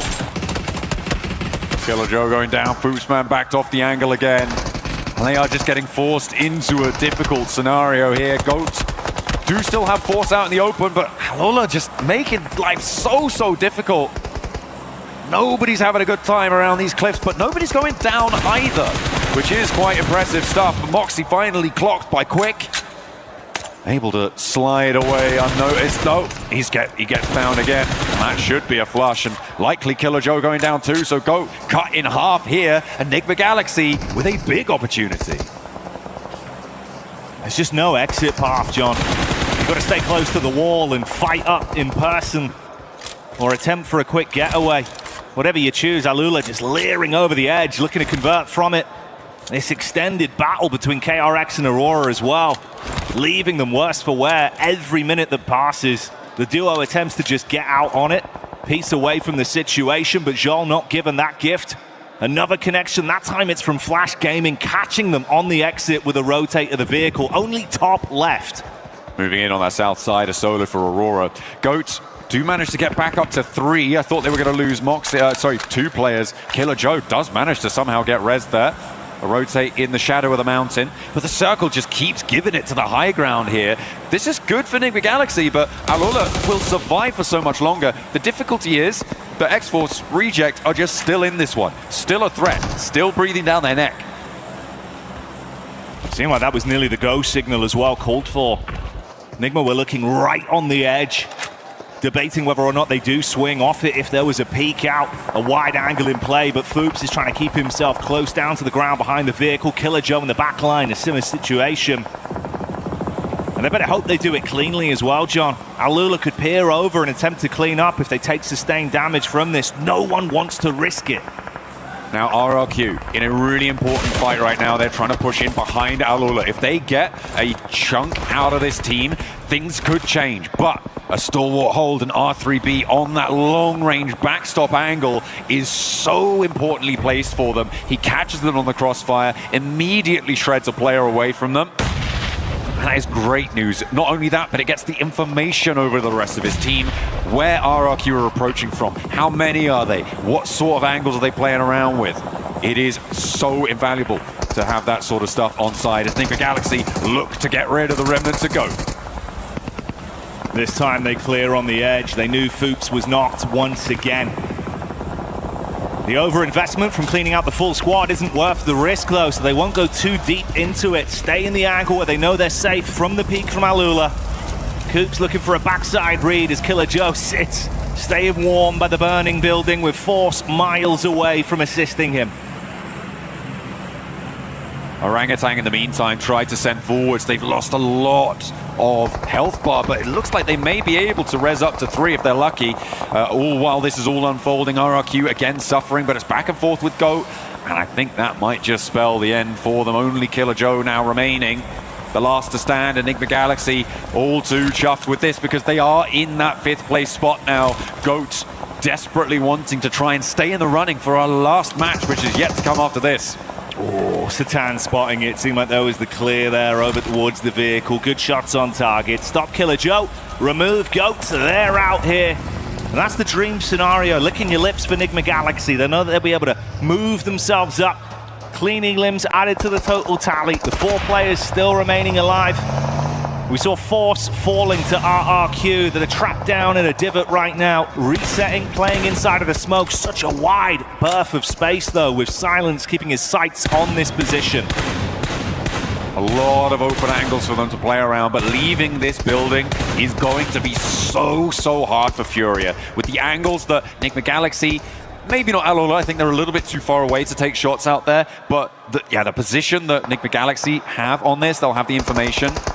Actually, it might be pretty difficult for them to actually compete on that angle. So maybe AGAL could be more important on suppressing Furia's route out, but a swing down to the south could definitely be on the cards for Furia if they're able to find an opener, get rid of top in the process, maybe find a shot over towards Team Flash. So they do have options. But again, it just slaps bang on top of NigmaGalaxy right in the middle. And there's a big focus on the 5th place bubble with GOAT and NigmaGalaxy, but AGAL are there too. And they are right in that bubble contest as well. And considering how this one potentially could have gone for them with the run-up onto Aurora as well, could have been a very different game for AGAL. Surviving far later than expected off the awkward encounter with the nades that came their way. The backline play from Doc that could have spelled defeat. But ironically, it's Aurora that are down to just the solo outside of the zone, and AGAL that still look to fight on for another day. Top trying to creep up towards the hills here, but has to go open broadside towards Team Flash if he wants to make it. Furia up and into the foothills now. Yeah, I don't think the angles are there. Alula picking up more points as well. They're finding shots left and right, doing a lot of damage, but they have to crunch down south now. So leaving that position has kept them safe for so long. On the north side, continuing to just lose a player, and now they're down to 1. And they may not last too much longer. Indeed, they will fall. And it's Ulf out in 9th place. Finished off there as Devil from Reject gets that last shot in with the Mini 14. KRX being shut down as the zone nips at their heels and the fight breaking out all across the battleground. 4 Fribes coming alive once again. See you later, Top, as that's NigmaGalaxy with the spot from quite some distance. Up on top of the rock, Lord, living his movie. There could be so many free points to steal from the position they've got themselves into, John, and you can't get them out. Just not going to be available to you, not on the cards. 4th Drive still taking a little bit of punishment on the off angle, but they do have to make a move fairly soon. They have to get these reses coming through. Tops 4 Flash is doing a little bit of work at suppressing Furia's position, but we're hopping on board with X-Force Rejects. This is the team looking to try and displace Al Ula, or indeed anyone above them, off of that top 13 spot, but they have to lead here with GK in the way. That's made very, very tricky. Forthrights of the long-range angle, but Kevin opens up the bidding. There is damage pouring in, but no knocks are sticking. Not just yet. Finally, the first falls, and now it's two of them left to try and put something together. So many of our squads going at each other right now. 4-5 seems to be taking the brunt of the damage as they fall one by one. Goodbye, good night. Reject could be going the same way as well, as GK have overwhelmed them on the close quarters engagement and picked them off. In the midst of all this, we saw some pot shots hitting onto Enigma Galaxy and leaving them down to just one man. It's only Lord that remains up on top of the high ground. Some big shifts when it comes to the tables. As you say, Enigma Galaxy going down to 1, and AGAL breathing down their neck on location and on the points totals now. GOAT dropping to 7th place as two teams have now pushed past them. Al Ula continue to climb, and they make sure that RRQ is now a buffer place behind them, and GK could be next up on the chopping block if they can transition towards this low ground. So a lot of really important dynamics unfolding here when it comes to moving into this final game, and that is a helping hand of a circle towards AGAL. The benefit of Al Ula for so long finally starts to slip through the fingertips. Lord still in a position to play off the angle he secured for himself, whilst everyone else fights at the bottom of the tower, looking to climb over one another to guarantee themselves more from this match. Trying to stay as tight to the wall as possible as to not be shot from below or above. Ayala with a vehicle looking for the move round. Al Ula having to advance as well. You got the split on either side, it seems. A stereo rotate for Al Ula and GK. A two-pronged approach. See if the horns connect. Ooh, OG losing another. I feel like for the teams in first, second, maybe even third, they're going to start to feel safe moving into this last one, but everybody else playing for keeps here. Furia wanting to find these shots, but not quite connecting. The nades not quite getting the distance on the arm there for Flash. I mean, it's a bit maybe overzealous to try and connect onto this. But both teams out of the zone need to try and regroup. And AGAL want to be the lobby commanders to make this one work. And nade downhill has a little bit more legs to it, but doesn't quite find the target. And now Flash are up and into the hill, so it's just got a little bit more dicey. Keeping the pressure on either side. Nades towards the top for a peek over from Lord, making sure it's uncomfortable for him, and the solo from AGAL that's looking to defend that engage from Furia. Surprise Flash is still alive, and Lord actually does get the peek in onto Furia. Still no trade back towards him. So although it's only a solo, Enigma Galaxy being a thorn in the side of the squads beneath them here. Al Ula on that north side, looking to keep the pace going. Coming off of a strong game on the last one. Now they're up to 9 elims again as well. And on this north side, they've got that high ground command that they were looking to try and sequester away. How high can they climb, though? Furia backs to the blue. They're a little bit more desperate now. And around the corner they go, locking themselves into the vehicle. Team Flash suffering, trying to find a challenge, but it doesn't connect. Is there a third party from AGAL? Doesn't look like they find anything, but Bose steps up. It's rebuffed by Lord. Enigma Galaxy up on high, still here to play. Stealing away Elim after Elim in all of the commotion. That puts him up to 6 individually. 3 to his name. Make that 4 as he continues to spray. Lord with the eyes in the sky, punishing down now as Enigma Galaxy keep the heat on Furia. Switches the detention round to AGAL as well. They're coming in to close the gap. Goodbye, Flower Age. It's uncomfortable. Ayala holds his own. Good defense. Damage done. XEZ trapped. You've also got Igor to play on the angle as well, and there goes AGAL. Dropping down. They do manage to ladder up, but remember, the placements haven't kicked in for Enigma Galaxy just yet, so they will be in the top 5 going into the last one, and Lord is not done. Is there nothing this guy can't take a chunk out of? Everybody stepping forwards, and everybody wants to find out just who's up on that high ground. The Lord of the Mountain. Anyone that dares to challenge him has been dethroned. And the longer he lives on, John, the less ammunition remains. Running low, the economy now playing a pivotal role. How much more can he squeeze out of this? Switches to the Mini 14, bang on the head. Goodbye, OG. Wow, goodness me. They eliminate themselves up another place, and 4 teams remain at this stage. It's Al-Ula who have done bits now here to solidify themselves into the top 16. They've almost, so the top 13. It's fairly certain that they may have done enough here, which is a great relief for them, I'm sure, guaranteeing themselves a solid double-digit game coming on in. As GK try to crawl their way around the edges. Quick, oh, you can't be going out that far in the blue. Goodness me. Loses his footing somewhat, and the most of his health bar too. More of their utility force to be reinvested to get themselves healthy to contest from here. Furia somehow living on borrowed time with some of the awkward fights they've had to even get this far into the runnings. Lord knowing he can't risk too many engagements that won't result in a clean pick with the low ammunition left in reserve. GK and Al-Ula not too far from one another. This could all change in an instant, John. A single pick. I mean, the fact that Lord is low on ammo is so important for GK here. Their survival would be all but diminished in its entirety if they do find it. But there's a first knock over towards GK. Al-Ula dancing around. Silence does connect, but he has to go for the reload. In the meantime, Lord pinches a point away with some of his precious ammo at range, and he finds more too. Down to his last magazine though. 31 rounds for Lord. He's got 2 nades, but has to back off. He's got an angle to get his HP back, doesn't need to over-invest. He's already started to break the backs of everyone that's dared to defy him from this angle. Let them fight amongst themselves.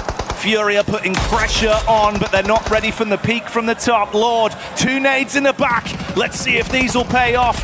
Cooked nicely, rolling down the hillside. Al-Ula already still the point on the Furia.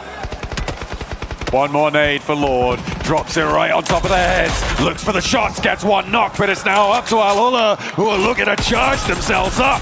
Gain some pace over, and they are able to find it. The high ground was indomitable, and Al-Ula take a 12 Elin chicken dinner. The twists and turns on the narrative. Miramar delivering with madness in the desert as squads had to desert all hope the longer that went on, knowing the high ground was irrecoverable. Lord up on high, and he saw everything, John. The difference is, with ammunition running low, he did what he could, and he stole far more points than it felt like he was going to get from that one. Absolutely. I think it was at least 6 eliminations for him, maybe even 7.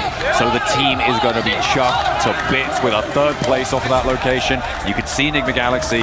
They are happy. Yeah, okay, yeah, get that celebration in. You love to see it. And they are feeling good because that is going to put them nice and deep into the top 5, Jackie. That's an unbelievable game of Miramar there, mate. A lot of excitement, right?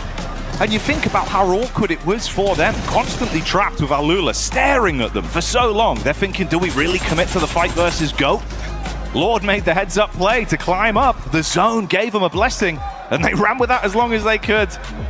Shocking scenes from Al-Ula as well, just always making it uncomfortable for all of these squads. And John, I'm shocked Furia survived that long. I am too. I feel like they were really on their last legs for so many times. But to get to 2nd place is a real testament to their transitional ability. From that location on the southwest side, they picked their path well, taking that fight with Flash. It was stymied, it was corralled, but it was fought well and with good heart for Furia. Happy to see them getting later into this one. Al-Ula, though, the big news here is, of course, their ascendancy away from that bubble at the bottom of the tables. And with a game like that, are they not too far off top 5? I mean, it's possible if they could do it again. I feel like there is potentially something on the cards. It would be a miracle. Hey, man, they said we can fix things in the last 2 games. That's 1/2 already secure. Have another big performance, give us another reason to get excited. Come out here and wax lyrical with the plays that they can deliver. It could all change. It's why it's so enticing today. It's why it's so explosive. These teams know. One mistake, you could have your key crushed and your dreams going with it. Yeah, 3 keys will be listed for destruction By the end of today, we will have those 3 keys named and locked and loaded, ready to go. We are going to go and take a look at some of what our sponsors have to say before we come back with our final match. So do not go anywhere. We'll see you guys in a few.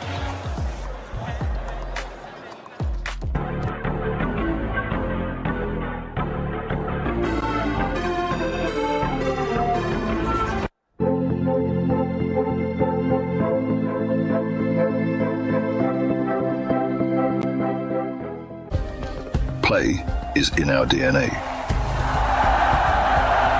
Whenever we let it out, it becomes our superpower. Now imagine an entire city being built to supercharge it. Kadir City, powered by Play.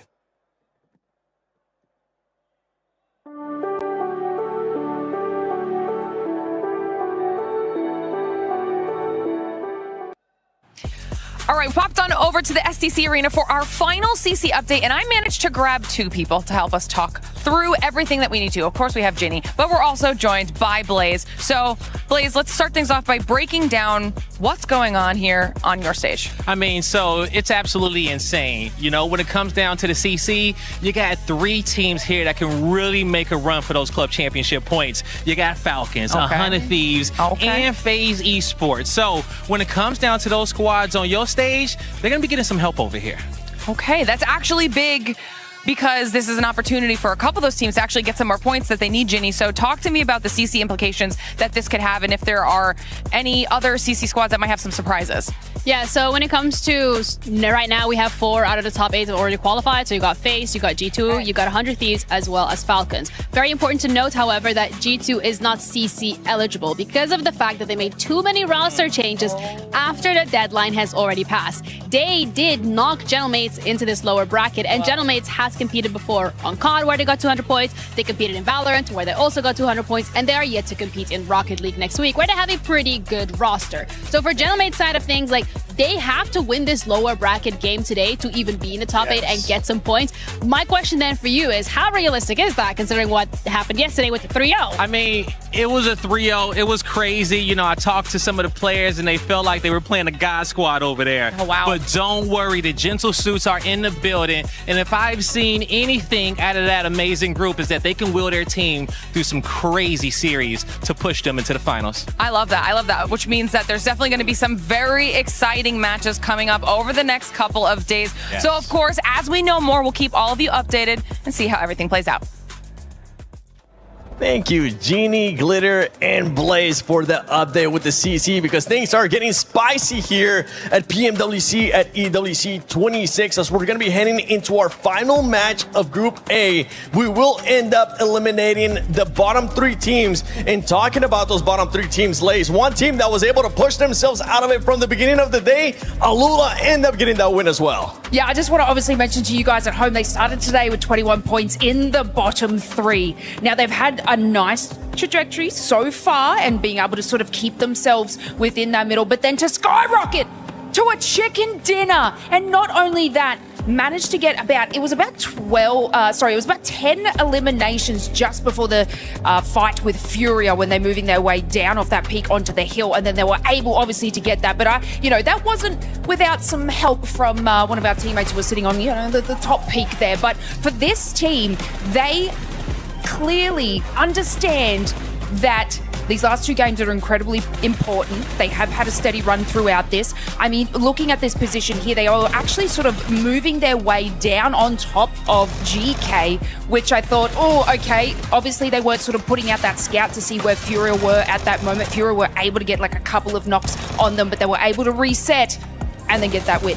I have no idea how Fury just kept getting back up. They get knocked back up, knocked back up, knocked back up, and they got really deep in that game. I did not expect them to make it actually to a top 2 finish. That is very impressive. Just highlighting how relentless Fury truly are here, representing Brazil in Paris for PMWC. But the finishing moments here, Yasa giving it his best shot. But Lord in particular, here Niptura, oh my goodness, making it rain from this peak finish with that mini 14. He was holding on to his resources for as long as he really could, but eventually the circle had a different plan in mind. No, he was exactly the right teammate to be up on top there, right? I think he was really, really good at sussing out exactly where everybody was. He was really good at getting those nades. Some of them went a little long, but a lot of them were right on target. I love the mini that he had as well. That was a fantastic weapon of choice to be up there. So all around, a really, really, really, really good play coming in from him.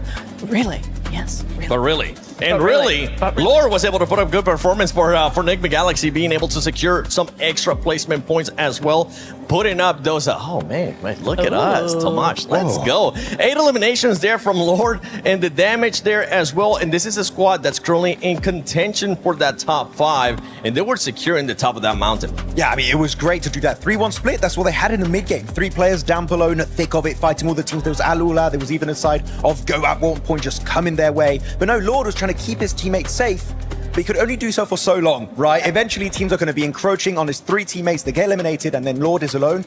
I like what he did because he knew he was limited in resources, right, Niptura? He was not able to really take too many shots. He just held onto those resources until the very end, where he could maybe convert that into a chicken dinner. As we know, that didn't happen. But Podium, as a solo, that is huge regardless. Huge indeed, as we're going to be taking a look at the overall. And I want you to keep in mind, top 5 go directly to the finals. Bottom 3 gets in home, and the ones in between get to go to survival. 4th thrives, still in the first place, but just like let's just focus on 4th all the way to 9, because 4th place with Aurora Gaming, they have been playing great today, but they just haven't been able to create such a big gap, as they only have 82 points, 4 points more than AGAL in 6th place. No, they do. It's going to be interesting. I have noticed that Aurora have been stepping up, right? They felt that pressure a little bit. They've realized, like, oh, it's not really going our way. We got to up our game a little bit. It is working now. So they are at 82 points. Yeah, it's still going to be all down to the wire in this last game, but at least they're already there. You know, teams like Team Flash are also already there, but 2 points ahead of AGAL. GOAT team as well. Furia climbing up those ranks. They were not in 8th place a few games ago, Max. Yeah, I mean, really looking at the teams in the top 5, 4 thrives, they're safe. We know they're going to make it. They're going straight into your PMWC Grand Finals. Orangutan, I would say, also somewhat safe, right, going out to this one, because right now they're above the likes of Enigma Galaxy, Aurora, Team Flash. We're looking at Aurora Gaming and Team Flash in particular here. They need a big game, Lace. If they do not get that performance here, all gamers, GOAT team, Furia, you know they're going to chase them down for that top 5. Yeah, they need to make these opportunities for themselves. And what we're seeing a lot of teams do is kind of letting just the cookie crumble how it will. These players need to start obviously creating these opportunities and making the lobby play to their way. And I must say that from that game, Furia did that. I would kind of call them like the mountain goats of PUBG, because what is with them being able to scale up a mountain, absolutely decimate in every way, which form. But it's good to see Alula here, obviously moving up with 63 points, definitely securing that place out of the bottom 3. Now, I do want to sort of touch on, I guess, a little bit more of like Thunder talk out of that game. This is crunch time for them. They're under pressure. And look, they had a push from Aurora in the building, and they showed no presence, Max. They just sat down there. They didn't create any space, no presence, and got absolutely rolled by Aurora. Yeah, they have the cloak of invisibility, but no one told them to take it off right now. It's time to take it off. They're looking at this one. The point gap is 12 points between X-Force Rejets and RRQ. I would say you are teams in the bottom 3. You have to hot drop RRQ. I'm sorry, it is time. If you don't do it here, you're going right home right away, straight to Charles de Gaulle. And as we know, that is not where you want to be. We usually hate to see the hot drops, but in situations like this, you gotta take destiny into your hands. And yeah, you're absolutely right, Lace. They have to do it. Yeah, and look, this is what I'm saying, where create your game. Make these plays to position other players into moving and having you create that space. Like, even if they were to look at, you know, players like Alula, who were in the bottom, they actually forced GK to rotate into Furia. They made that play. And these bottom teams need to be able to do that as well. Yeah, they need to be able to do that, and they need to be careful with teams that are going to be towards the top, like none other than... Who's that? Who's this? Oh, it's the best content creator for PUBG. Come up here, baby. Come up here. You know what? You don't even have to go that way. Just step over the chairs. You got this. Hey. Cool. The beast with 4 thrives currently in first place. Oh, put him on. Put him on. Oh, you should. I would have brought mine too. But my Naki is here, and Naki, the team is currently sitting in first place. How are you guys feeling? Alhamdulillah, we are feeling great. We are having a great moment. Ooh, Yes, you guys are. You guys have OG currently chasing you for that first place. Whoever gets first place gets to crush some keys. But how are you enjoying Paris so far? Paris has been really great for us. The weather here is so beautiful. The city is so beautiful. We are really excited to visit the sites.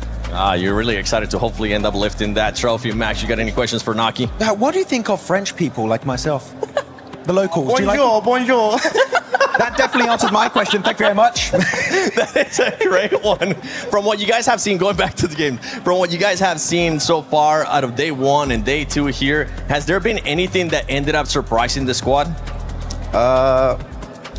OG has definitely been a surprise for us. Like, they're playing really good. Their decisions, I haven't really looked at them that much, but their decisions are really good. Yeah, their decisions have definitely been good. And for everybody currently watching, don't forget that you can experience the PUBG Mobile fan experience because it is gonna be open from August 11th through the 16th. Go enjoy some of the exciting activities, not only PUBG Mobile and Naruto Shippuden, the amazing collab that we're doing, but also the PUBG Mobile, Spider-Man, everything cool going on there. You can earn some exclusive rewards, so make sure you check that out. But yeah, I'm with you, Naki. I mean, I'm with what you were saying in regards to OG has been able to surprise a lot of those teams. And then towards the bottom, you're seeing some teams that I thought were going to end up performing better too with extra rejects. But with this one, who's going to be your top 5? I mean, it's pretty much said, but who is actually going to be your top 5? Tell me your predictions. I mean, there's only last match remaining. So I don't see that there are going to be a lot of changes to the top 5. But the teams on top 5, yeah. OG, definitely. 4 Thrives, as we know. I mean, you kind of have to pick them. Come on now. Yeah. And Aurora is playing really consistent. And I hope FL qualifies. They are really my best friends. And one remaining? Yeah, one. I think, if I'm doing the math, Max, math right? One more? Yeah, one more. Be good, yeah. OG 40, FL, Aurora, and KRX. Ooh. Oh, nice one. KRX. Okay, I thought you were going to go with a different one like Enigma Galaxy, but thank you so much for joining us. Lace, Max Benatura, myself, 7WG. But ladies and gentlemen, it's time we go into the final match of Group A. Who's going to end up winning it? Who's going to end up in the bottom 3 and get sent home? Let's send it over to none other than John Allen and Jackie. Oh yeah, it's time to get stuck into the final map for Group A. 3 teams on the chopping block, but those initials yet to be carved. Who will be taking up that chisel and taking down their opponents? Only time will tell, and 5 teams will rise right to the top. Cream of the cream, or creme de la creme, as they say here in Paris. Maximum way. That's what I'm expecting to see here live in Paris. It's going to get explosive, John. It's going to get enticing. And from what we've seen over the course of the day, it should all build to an absolute blistering affair here in our culminating game. Our last battleground, Miramar, once again on the cards. And you're right, that sharpened steel of the Butcher Blade is getting ready to chop. And those keys will be crushed. Barney will be there on stage, literally grinding all of these teams' efforts into a pulp. Well, not all of the teams. No, those teams. Yeah, just those teams. Yeah, okay. All of those teams. You're getting ahead of yourself. Sorry, man. mate. Yeah, I know we've got to chuck most of them into the grinder. Only one key will eventually remain. But we've got to get there first. And we've got to do it bit by bit. It's incremental, you know. But we do get to do 15 at once over towards the final. So make sure you're going to check that one out as we take our final steps onto the plane with Group A. Miramar has never been hotter. It's time to decide who will move forwards. Now you can see the keys around the crusher. Our team's deep in fort, getting their last minutes in before we kick this one live. Get back into the playing path and set things off. The players, the organizations, the hopes and dreams. The atmosphere is good here in Paris. You can feel it. Tension you could cut with a knife for some of these squads. And for the top end, John, as much as you're not fighting to lose your chance in the tournament, you certainly are putting your neck on the line to make sure you guarantee a chance to skip that survival stage. Absolutely. Top 5 is so valuable here. interesting predictions coming out from Noki back over on the desk as he found himself over the back of the chairs and immediately thrust into doing Max 7 and Neptura and Lace's job. You know, apparently we had to draft in some outside help there, but I think Fourth Rise OG, yeah, 100% I agree on that. Aurora, I think is a fairly safe bet. I feel like not including Enigma Galaxy in the top 5 was a bit of an outside chance. And then even further beyond that as outside chance, KRX being in the top 5 for him. I feel like that's maybe what he wanted to happen. Not, what is probably going to happen. I mean, that's his personal ideal top 5, right? That's his take on it. So it's fair enough, man. Exciting teams. They've certainly all given us something to rave about over the course of yesterday and today here at PMWC. Live from EWC. 26. Big 26, John. God, imagine. I remember when it wasn't 26. Just last year, actually, it was. No, 25. Yeah, and the year before that, 24. No, it wasn't. Oh, yeah, okay, yeah. There you go. Yeah, it wasn't 25 the year before that. Come on, don't be silly. Southwest Circle, as the plane path goes straight down the middle of this one from Partona up towards San Martin. It looks like we are going to be heading down towards that Chumasera Hills area, the Ladriera dual peak lines over on that western side. Going to be a major feature there, so transitional areas around there, highly coveted. A lot of ground on the south side is slightly treacherous. Potential to see teams rotating down through Partona, trying to get access to the west, but more than likely, we're going to see a long rotate over on the north side, coming down on that west edge, past El Pozo, to try and push themselves towards those Ladriera Hills.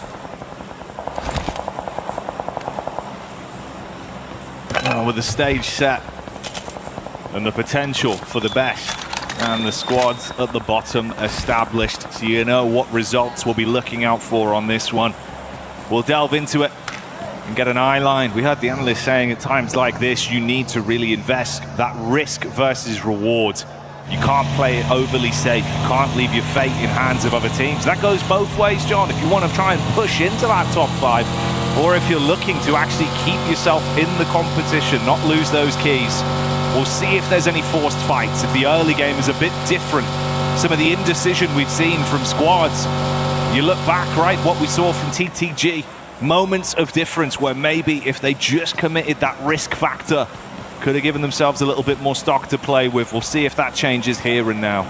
I mean, right now for X-Force Rejects, they're sat 12 points behind RRQ. That is a big gap to make up. It's going to be very, very difficult to do that, and even further behind for the teams behind that as well. So I'm really not holding out hope. I feel like we may already have our top 13. I don't want to jinx it for RRQ, but I feel like I'm fairly confident in saying that, especially given where RRQ are on the map, down towards Biodemar already, pretty much slap bang in the center of this circle. Yeah, it's going to be pretty difficult to try and jump up there and change things on that front. Would require something quite special, but there are quite a few teams, I think, who could realistically jump into the top 5 here, depending on how Flash, Aurora, Enigma Galaxy do in this game. There are potentially opportunities to jump on through and see what you can get done for maybe, I mean, maybe down to 9th, but maybe even Ulf could give it a fair crack, if not Alula, which is a very outside chance. But 17 points, as we were saying, you know, the 12-point gap feels pretty dastardly to try and get past, but with the form that Alula are on right now, it might be doable. 17 points.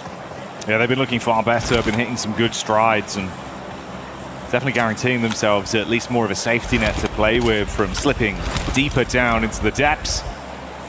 Rising, though, and attempting to climb does kind of rely, like you say, on a few of our squads that have been those point vacuums, those absolute hoovers towards the top side, effectively just falling early, having some kind of breakdown that opens that door for an overlap for a squad to find a way in. So a lot riding on it on the individuals. A lot of small storylines in this one. We'll keep you dialed in with the narrative. Trying to play small ball and keep yourself rolling straight down the track to the top 5 at the moment. I mean, the differentials between these teams are really quite small. I mean, even up towards OG, an 8-point difference between 2nd and 5th is very, very much surmountable. A 10-point difference from AGAL up towards Orangutan to jump up towards that top spot. So very volatile, even at this late stage. 12 out of 12, we're at the full fraction. No more matches after this one, and it is still very much all to play for. Unless you're 4th drives, then you're pretty much guaranteed to be in already. They've done more than enough with the plays that they've made over the course of the past 2 days, John. Looked very, very exciting to watch. It would be a real shame not to have them there, to be honest, mate. I feel like it would be a big blunder. So glad they've already proven just how hard they're willing to play here live from Paris. We've heard the arena getting absolutely ballistic time and time again when you see pop-off plays. Hell, even just from one individual, right? Falak starts to go huge, this place gets loud. I feel like Falak does anything, this place can get loud, I think. True. That's, you know what? That's exactly the sort of support that has seen them into the top place right now. It's exactly the sort of support that saw them to first place back in PMGO as well. A global title spurring them on. And a second in their sights. We'll have to wait a little bit longer to see if they can do it, but it's almost certain that they're going to have a crack. Aurora, in the meantime, a lot less certain, but in a scrap with RRQ and Furia. RRQ, remember, the bubble team at the bottom, do not want to be going down early. No, you could see that kind of kicking in, the immediate reaction when they thought, hang on, I've got a line of sight to try and take a pick here over onto them. Throws a few bullets out, but doesn't want to overcommit. Far riskier for RRQ than it is for Aurora. And Furia, if they see weakness, they might attempt to dogpile on top of that and backstab towards Aurora. It's calmed down off the initial shots that were fired out. But you're still nearby. No safety yet, and that's only the one man from RRQ as well with the split they went for, so it's a lot riskier trying to keep his nose clean and out of trouble. Ooh, a little bit of trouble finds OG though. Taking a knock over towards themselves, and on the north side, looks like a little bit of a traffic jam between two of our teams towards the bottom and our second place team, OG. Having a little bit of trouble here, a little bit of strife.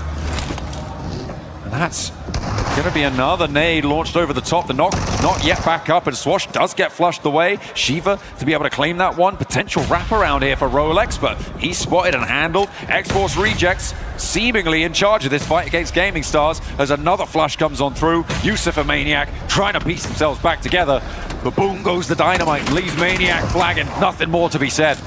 That was quick, it was clean as well, and that's what you need. Good plays made. They're going to be able to shut him down and remove G-Star from the competition off the back of that, make it far more uncomfortable for them, as they now know there is nothing they can do for themselves in this situation to rise up the ranks. They're left dead last in that position, whilst Reject claim 4 points. They've got to do a whole lot more, John, but that's a brilliant start. They've got to get a whole lot further down south as well now. For X-Force Rejects, they have to move from that northern edge all the way out the back. OG, in the meantime, did manage to get the player res, so they are rotating against a full 4 team there, as well as KRX out on their west side. This is a real gauntlet for X-Force Rejects, and if they're going to qualify, this is the sort of test that they need to prove themselves capable of passing, Jackie. So I'm happy, in a way, that they have that opportunity. I'm not so certain that they're going to be able to pass it, but I'm willing to be proved wrong, and I'm ready to be here for when it happens. RRQ are now only 4 points ahead. Oh, KRX on the ramp over the top, hitting the show-stopping plays, but can they actually punish with the shots? Close quarters combat from Hooksy, good for one, but a right hook straight back in his face. And for Reject, it went from a nice start to a punishing position. Damage done onto 3 players for KRX though. It's just Trey left. Spams bullets onto Reverb. Starts to put them in their place, but recovering from this is going to be awkward. Both teams suffering massive losses. Shiva not in the fight, a little bit too further afield and already locked down. That's going to be a lot of points added to RJC's total, but they are losing players left and right. Now playing on as 2, they disengage with 7 eliminations. They are getting closer and closer to RRQ as time goes by. And X-Force Rejects with a chance, but yeah, that gauntlet, like I was saying, is such a tough pass. The third party coming through, it's pretty impossible to make that one work. But KRX falling in the meantime as well. A little chime in coming through from OG, helping them out there, adding some more points to the RJC tally. And OG keeping themselves in a very comfortable position. Seeing if they can chase towards 4 thrives. See who remains at the top of the plinth come the end of today. It'll be exciting to see who our lobby leader is when it's all said and done. TTG here as well. Another team that it feels like even the potential of them really grinding from the spot they've been left in, John, is unlikely at this point. Yeah, it's getting less and less likely for a lot of teams as time goes on. And in terms of top 5 qualification, I'm afraid that Noki will not be correct with his KRX prediction, as he is going to be down in a 9th place spot. But they're going to be seen again in the survival stage. I think I can guarantee that. I'm going to lock that one in. Zypher spots Shiva from X-Force Rejects, and that is going to be a quick flush. Their run may just have been drawn short on the north side, and RRQ, all they need to do is hold their nerve, stay alive, keep things together, and defend their patch slap bang in the middle, although it's got a lot less central now with a hard east shift. Zone crunching in. Goat already in position. GK making the move up as well. Alula, Furia, really just the dribs and drabs that remain for Reject over that side as well, with OG potentially in a position to find them on their late pathing in. An Enigma side that looked very talented into the previous matchup off the back of the skillful plays we saw from Lord on the elevated angle towards the mountaintop. Seeing what more they'll get from this. That's the park up from Devil. I mean, there is potential for it, John. RRQ have been attempting to avoid fights up to this point. There's been a couple of opportunities where teams have whizzed near. They haven't risked it, which still means there's a chance. But if Reject can do much, maybe there's an opportunity. It's only a solo, though, so we're looking for a big finish on it with some more elims. It will not be an easy feat and requires RRQ to be shut down by a different team. And I feel like RRQ's position is just so strong here. It's such a difficult position to try and get up on towards against a full force squad. If they're reactive and fast enough to respond to threats as they come their way, that is the major downside for RRQ, right? You have to play it fairly split in this location. And it looks like they are going to be, I mean, they're spiking out. They are making themselves known, which I think is the right play. Force teams around them to fight against each other as they try and ascend towards it. This is what you need for RRQ. Keep that suppressive pressure, just moving teams away from you. You do not want to give them the idea that, hey, you're a weak fight. But maybe Furia have found their opening. There is AGAL behind them that can make it harder, Jackie, but I feel like Furia, we know how hardy this team is. We know that they've got some real staying power. The question is, can they get up the side of this cliff? A similar situation once again for Furia then. They've had plot armor in the previous game, but this one might be harder for them. Shots on target towards Leo, so AGAL start to back up. Look to close the distance between their split and play off each other. You've got good cover at least by pushing so far towards the ridge side, so you can't take shots from the top of RRQ. But fighting towards them, like you say, is another story. It does allow RRQ a little bit more flexibility, I'd say, if you're confident that Fury is not going to push up that cliff, not going to go further in and try and loop around the cliff. You've got some more latitude to send your players to other angles, but there's plenty of angles to try and deal with as Alala charge on in and take on AGAL and take a huge bite out of their player count, down to 2 now, and that bubble just got a little bit safer. And 78 points for AGAL. Team Flash still 2 points ahead on 80. Yeah, this is really rough for them, John. If they were looking at the idea of having another game where they could really ramp up those points and push themselves into a good spot, you're down to half your chance now with only 2 of the 4 players alive. They were attacked from the side by Goat as well.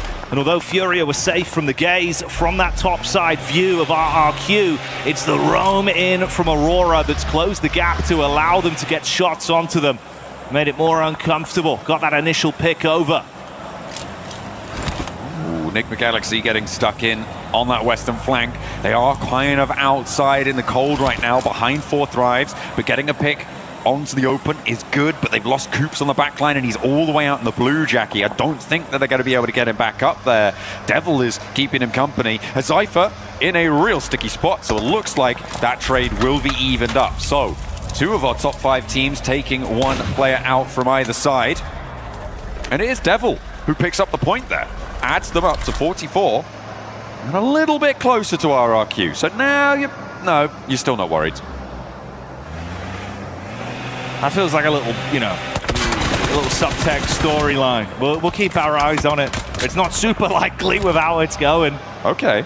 But worth being aware of. I mean, he's still on the move, still alive for now. Yeah, but the zone's coming to get him. He made a deal with himself to be able to get away with that one. I mean, RRQ with the assist from the high ground, suppressing the angle from NigmaGalaxy that was completely had him dead to rights. But where does he go here? He's got to go up, he's got to go around into OG, in towards RRQ. And there's not really a good choice here. It is stage 4, so the zone is quite survivable. So yeah, okay, go for a long wrap. That probably makes more sense on it. Drops that adrenaline in as well, maxing out the stims, get as much healing as he can get. We'll see how that pathing goes for him once he gets himself back into the zone, sustaining a decent amount of damage, but he had a few meds to try and buffer it out. Not easy though, not comfortable. 4 Fribes with IQ getting line of sight again to re-engage, so a bit of pressure applied from them. Now RRQ still sitting where they hunkered down so long ago, waiting for a team to attempt to force the fight. GK with a connection in the rear. Fun to talk, seeing all of this commotion around them as well. As NigmaGalaxy move up towards Alula. That's top taken down by IQ, and Falak getting stuck in as Aurora are suffering casualties. This is dangerous for Aurora. They're not safe, not in its entirety. NigmaGalaxy a little bit better on the points tables, but going this low, trying to just wend your way on through. Seems like they successfully shacked themselves up there. Get 2 of their players across as we hop on board with Alula. A lot of damage done towards GOAT team, and this was a team that was looking good for the top 5 not too long ago, but now their dreams are being dashed at the feet of Alula. Alula, they formed a fist and they are punching through the defense of GOAT. Moxie takes a heavy blow down on his last legs as the team gets removed from the equation. Goodbye GOAT. Alula coming alive as they begin to punish NigmaGalaxy. Absolutely collapsed on once again as well. Fragmenting the squad. 5 elims here, John. Keeping up that pace. Alula have changed something. There is a different team right now playing for them. But losing one, taking a knock to the play zone as well. That's going to slow you down no matter who you are. Playing on us 2. I'll have to see what they can find. It is just too far away to hope for the bubble right now. And Aurora may be breathing a little sigh of relief here with AGL getting cut down to 2 with only 1 of their players alive. This is not the situation you want to be in for Aurora. You definitely want to be putting a little bit more distance between you and that bubble, because 4 points is not enough to feel safe, especially when you think about teams that have the potential to get into this late game, like Furia, who are a little bit further behind, but definitely within striking distance. NigmaGalaxy go down to a combination of Aurora and 4 Fribes. Removed from the equation as our top team scrap amongst each other. RRQ finally play their card, but it's versus OG, and they come in full aggro. Good shots with the AUG, damage on target. Attempting to reposition RRQ down to 2 players. That's 1 cleanup as the shots hit onto WizGod, and they are able to repel the initial assault arrow behind the steering wheel. Looks to create space and get away. Play on as a solo. That could have been the opportunity there. If RRQ had fumbled the roll-up, it could have been the chance for Devil to make his way on in, because he's completed that wraparound that we saw him go out wide for and is now pushing him from Chumacera. Could have survived a lot longer. Look to get a point or 2 on elims, get some placements coming through, but now the gap is 6 points, and it makes it all that much harder.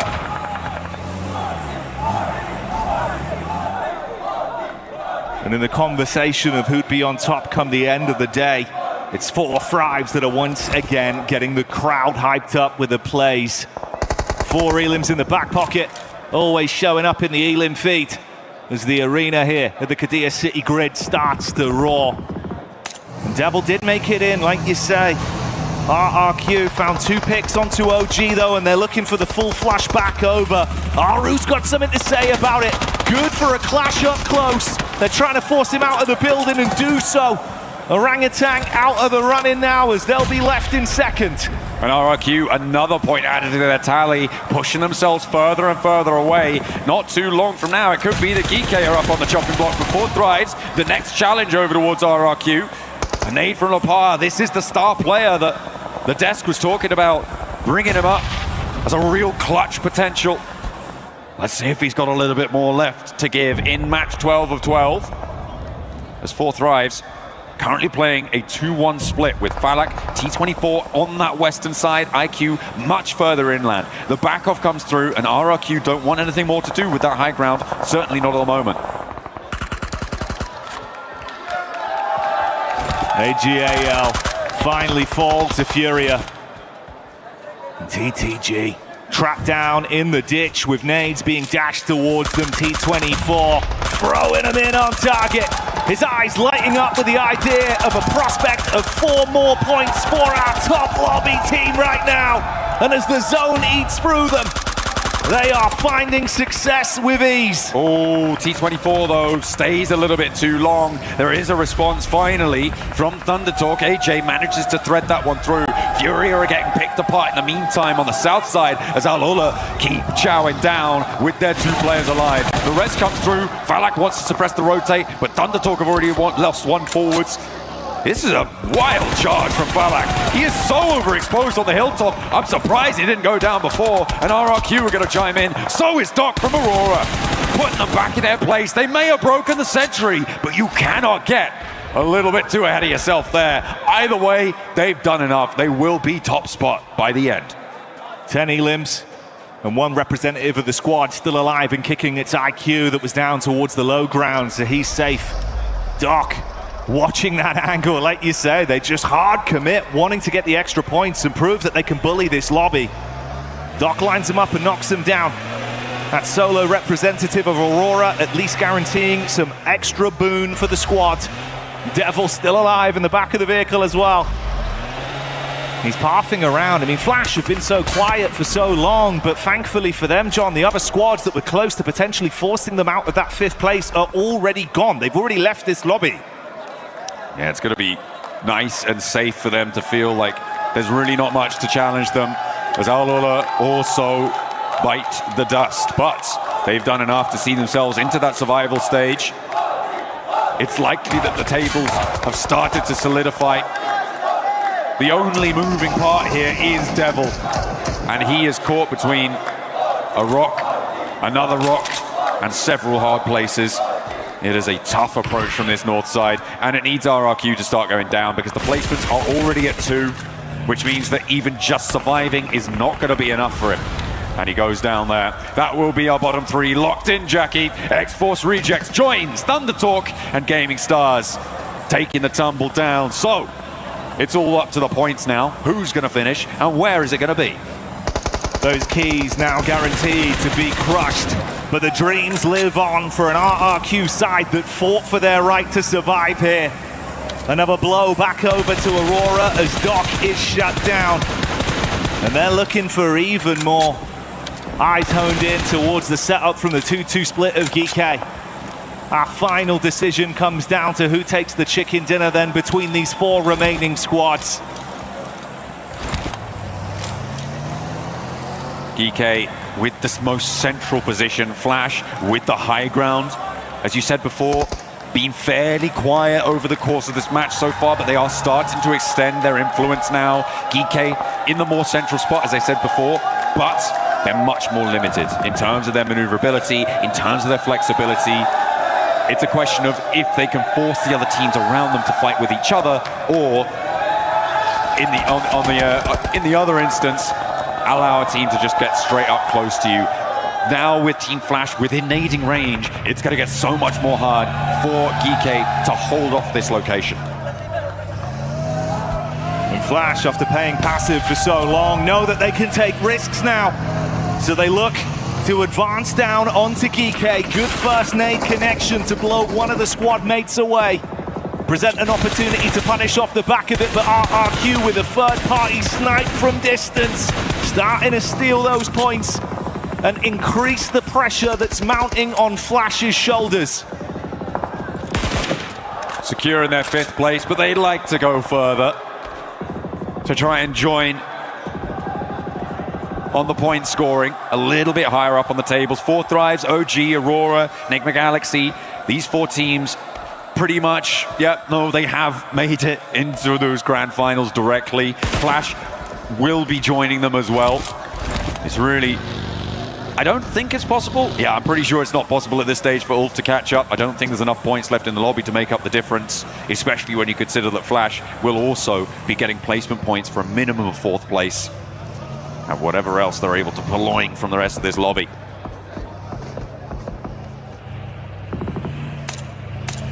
Just about the showmanship at this point. Giving themselves some extra confidence going into the following games. Knowing you've got the comfortable nature of skipping that stage and coming back in to play your best. GK inside of the split as they're set up, waiting for the advance to come in from Flash. On that northern side, they've got that line up. They're allowing the teams to their south on the low ground to figure out how they want to try and manipulate this one as the nades keep rolling down the hill towards GK, making their life very troublesome. Yeah, Ragnarok out in the open is not going to last. You can't really step out for it. And they add another point. Racking up those elims, finding another knock over towards Kevin. And this might be the final dispatch for GK, who will sit right on top of that bubble. A lovely nade posted on through, stops them dead in their tracks. But the 12th place there is going to be locked in. RRQ will be jumping over them with the placement points that they have earned, leaving GK on that bubble, but nevertheless still in survival stages, which is more than could be said for the 3 teams beneath them. Their keys will remain. And RRQ just proving that they've still got more to show over the course of the competition then. Something that might give them an extra air, an extra reset, some wind under their sails once they get into that survival stage with the pathway they've guaranteed themselves.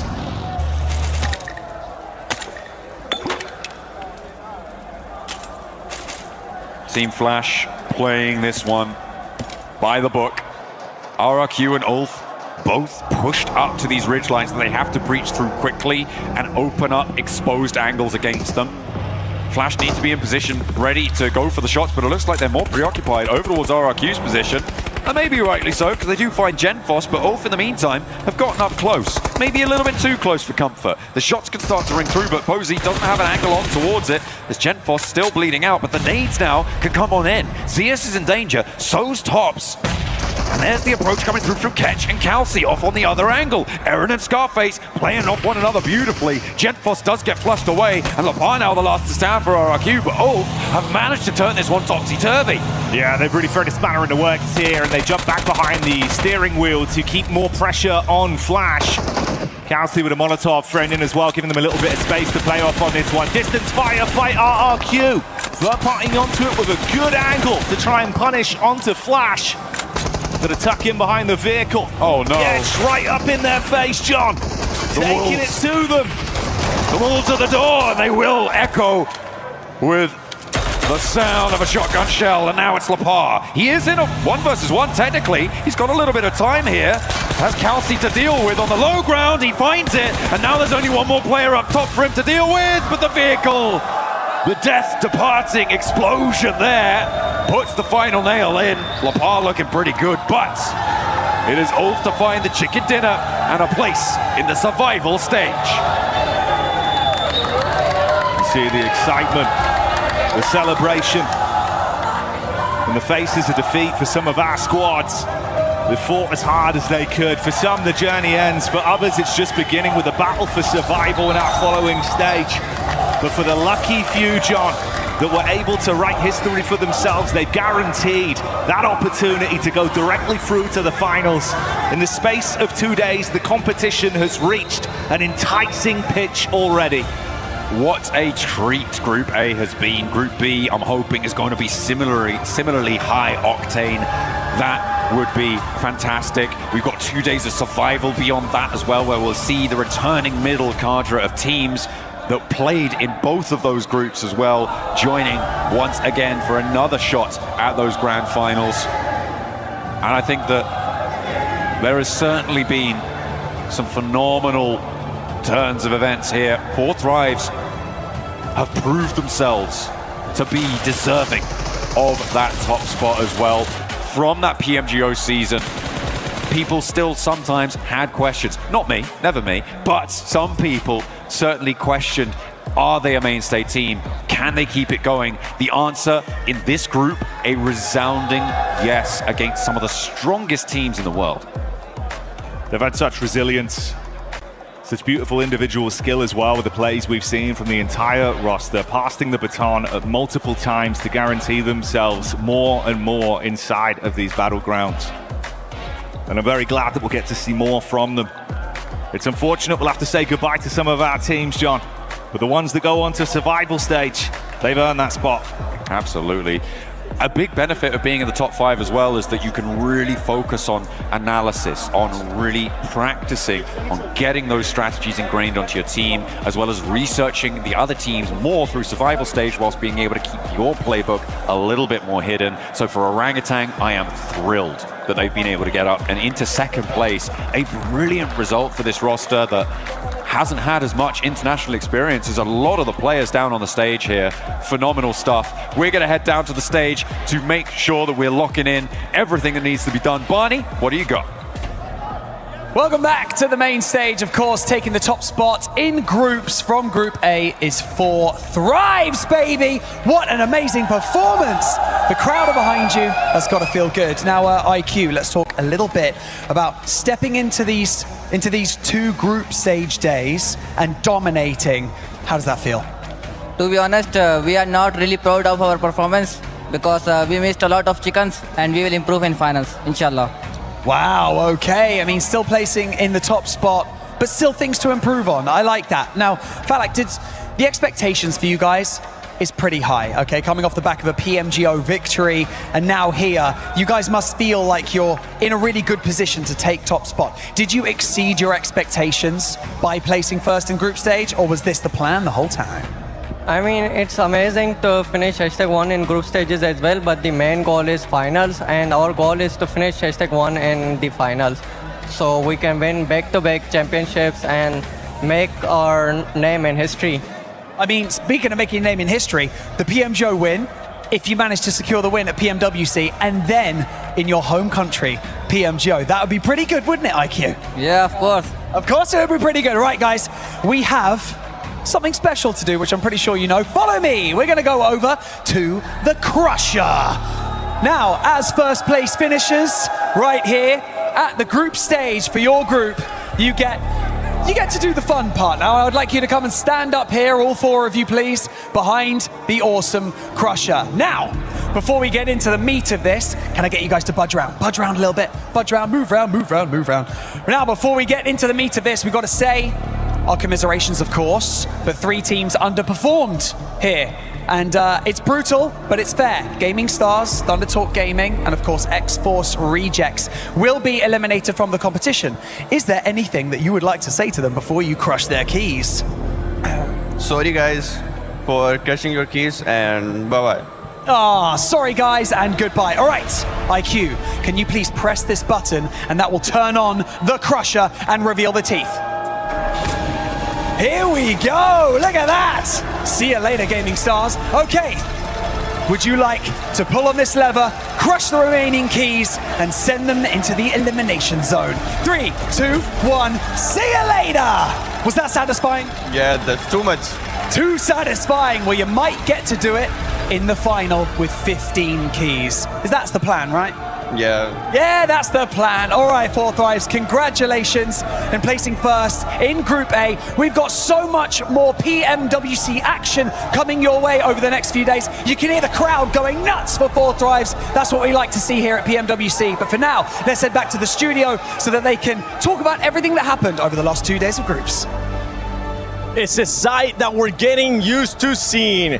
4 Thrives just dominating in, honestly, not being happy with their performance, Lace. That's insane. That's crazy because they're the only team to hit triple digits, 107 points. 80 of those guys were actually eliminations. they had 0 chicken dinners. They had about 27 placement points, so that is about like a 2.25 average placement. So most of this was made up by pure firepower. But of course, they don't think that's good enough. And look, that's okay. They want to add the wins to that valiant effort as well. Especially because we're going to have Smash Rule. Yeah, especially you want to make sure you can actually get those chicken dinners. But Max, you know they didn't do it in PMGO Season 1. One thing we shall not forget. Yeah, congratulations, 4Thrives. You're able to get that first place here for Group A. But this is the first time in a long time that we're going to have an India team at a global final. So I want to take you guys back to the PMWL 2020 Eastern Region. Orange Rock TSM entity, they made it to the finals and actually did really good back in that event. But now it has been 5 years, 11 months, and 29 days, and that streak has now ended as Orangutan make it to your PMWC 2026 Grand Finals. And a great performance from that squad, if we're being completely honest. The way that they were able to perform yesterday was impressive in the way that they started off so slow and they were able to become aggressive. This is what we've been wanting to see out of the Indian teams, to match the aggressiveness that the global lobby is currently showcasing. They were able to do that, and they were consistent as well today. WizGod was able to actually get a lot of placement points for that squad in 2 matches. He really was. It was so exciting to see. And you know what's even crazier, is that Orangutan, out of the 2 Indian teams that we have here, we have Godlike coming up in Group B. Orangutan is the more passive of the 2. Now let's just take a moment and let that sink in. Orangutan are the most passive of the 2 Indian teams here. They're in 2nd place. They've been going all over the place. They've been controlling the lobby. What is it going to happen with Group B? I'm scared for everybody else now. I mean, I was scared after they got their first chicken dinner on Game 6 of day 1. I was like, okay, we need to see a continuation. I was not expecting a back-to-back win. Okay, that was definitely pushing it to the absolute limit. So they're confident. I hope they can bring that confidence into the next stage, which is going to be the Grand Finals. Very exciting. So Aru and the boys keep it going. Yeah, they're definitely going to keep it going now. So we're going to be seeing the top 5. There you have it. 4Thrives, Orangutan, Aurora Gaming, Team Flash, and Enigma Galaxy. I'm happy to see that team go back to the finals. And another team that I actually have to give major props to has to be Aurora Gaming. This looks like the squad that we usually expect, Nectura. It is. I was just thinking that. It's like, oh, finally. Finally, they're not just sneaking their way into the top 5 just by the skin of their teeth. Finally, we have a team that has presence here throughout the 2 days. Maybe a little less yesterday, but look, very even across the board. 30 points, 60 elimination points to make that 90-point total. So I'm really, really happy with this. It gives me a little bit of hope for those finals. Yeah, and a bit of a heartbreak too if we're looking at 6th place, Slays, because all esports, they were expected to go directly to the finals. It doesn't end up happening. And sometimes expectations really do weigh down on you, and this team, has everything that it takes to be in those top 5.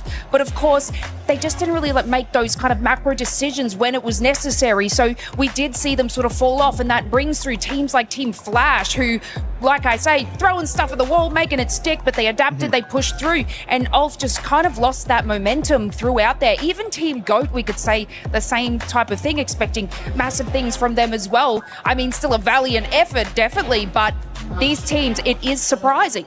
Yeah, I mean, looking also on the first page for a quick second, we had 80 eliminations from 4Thrives. They have 20 more eliminations than the 2nd place at the squad in terms of eliminations, which is Aurora. Absolute raw domination from these guys. Though on the 2nd page, heartbreak has been created for some of these squads. X-Force Reject, Thunder Talk Gaming, Gaming Stars. That is the end of their adventure. Can I just take you on a little bit of an emotional journey for X-Force Let me get ready. Rejects, guys? Take us on it.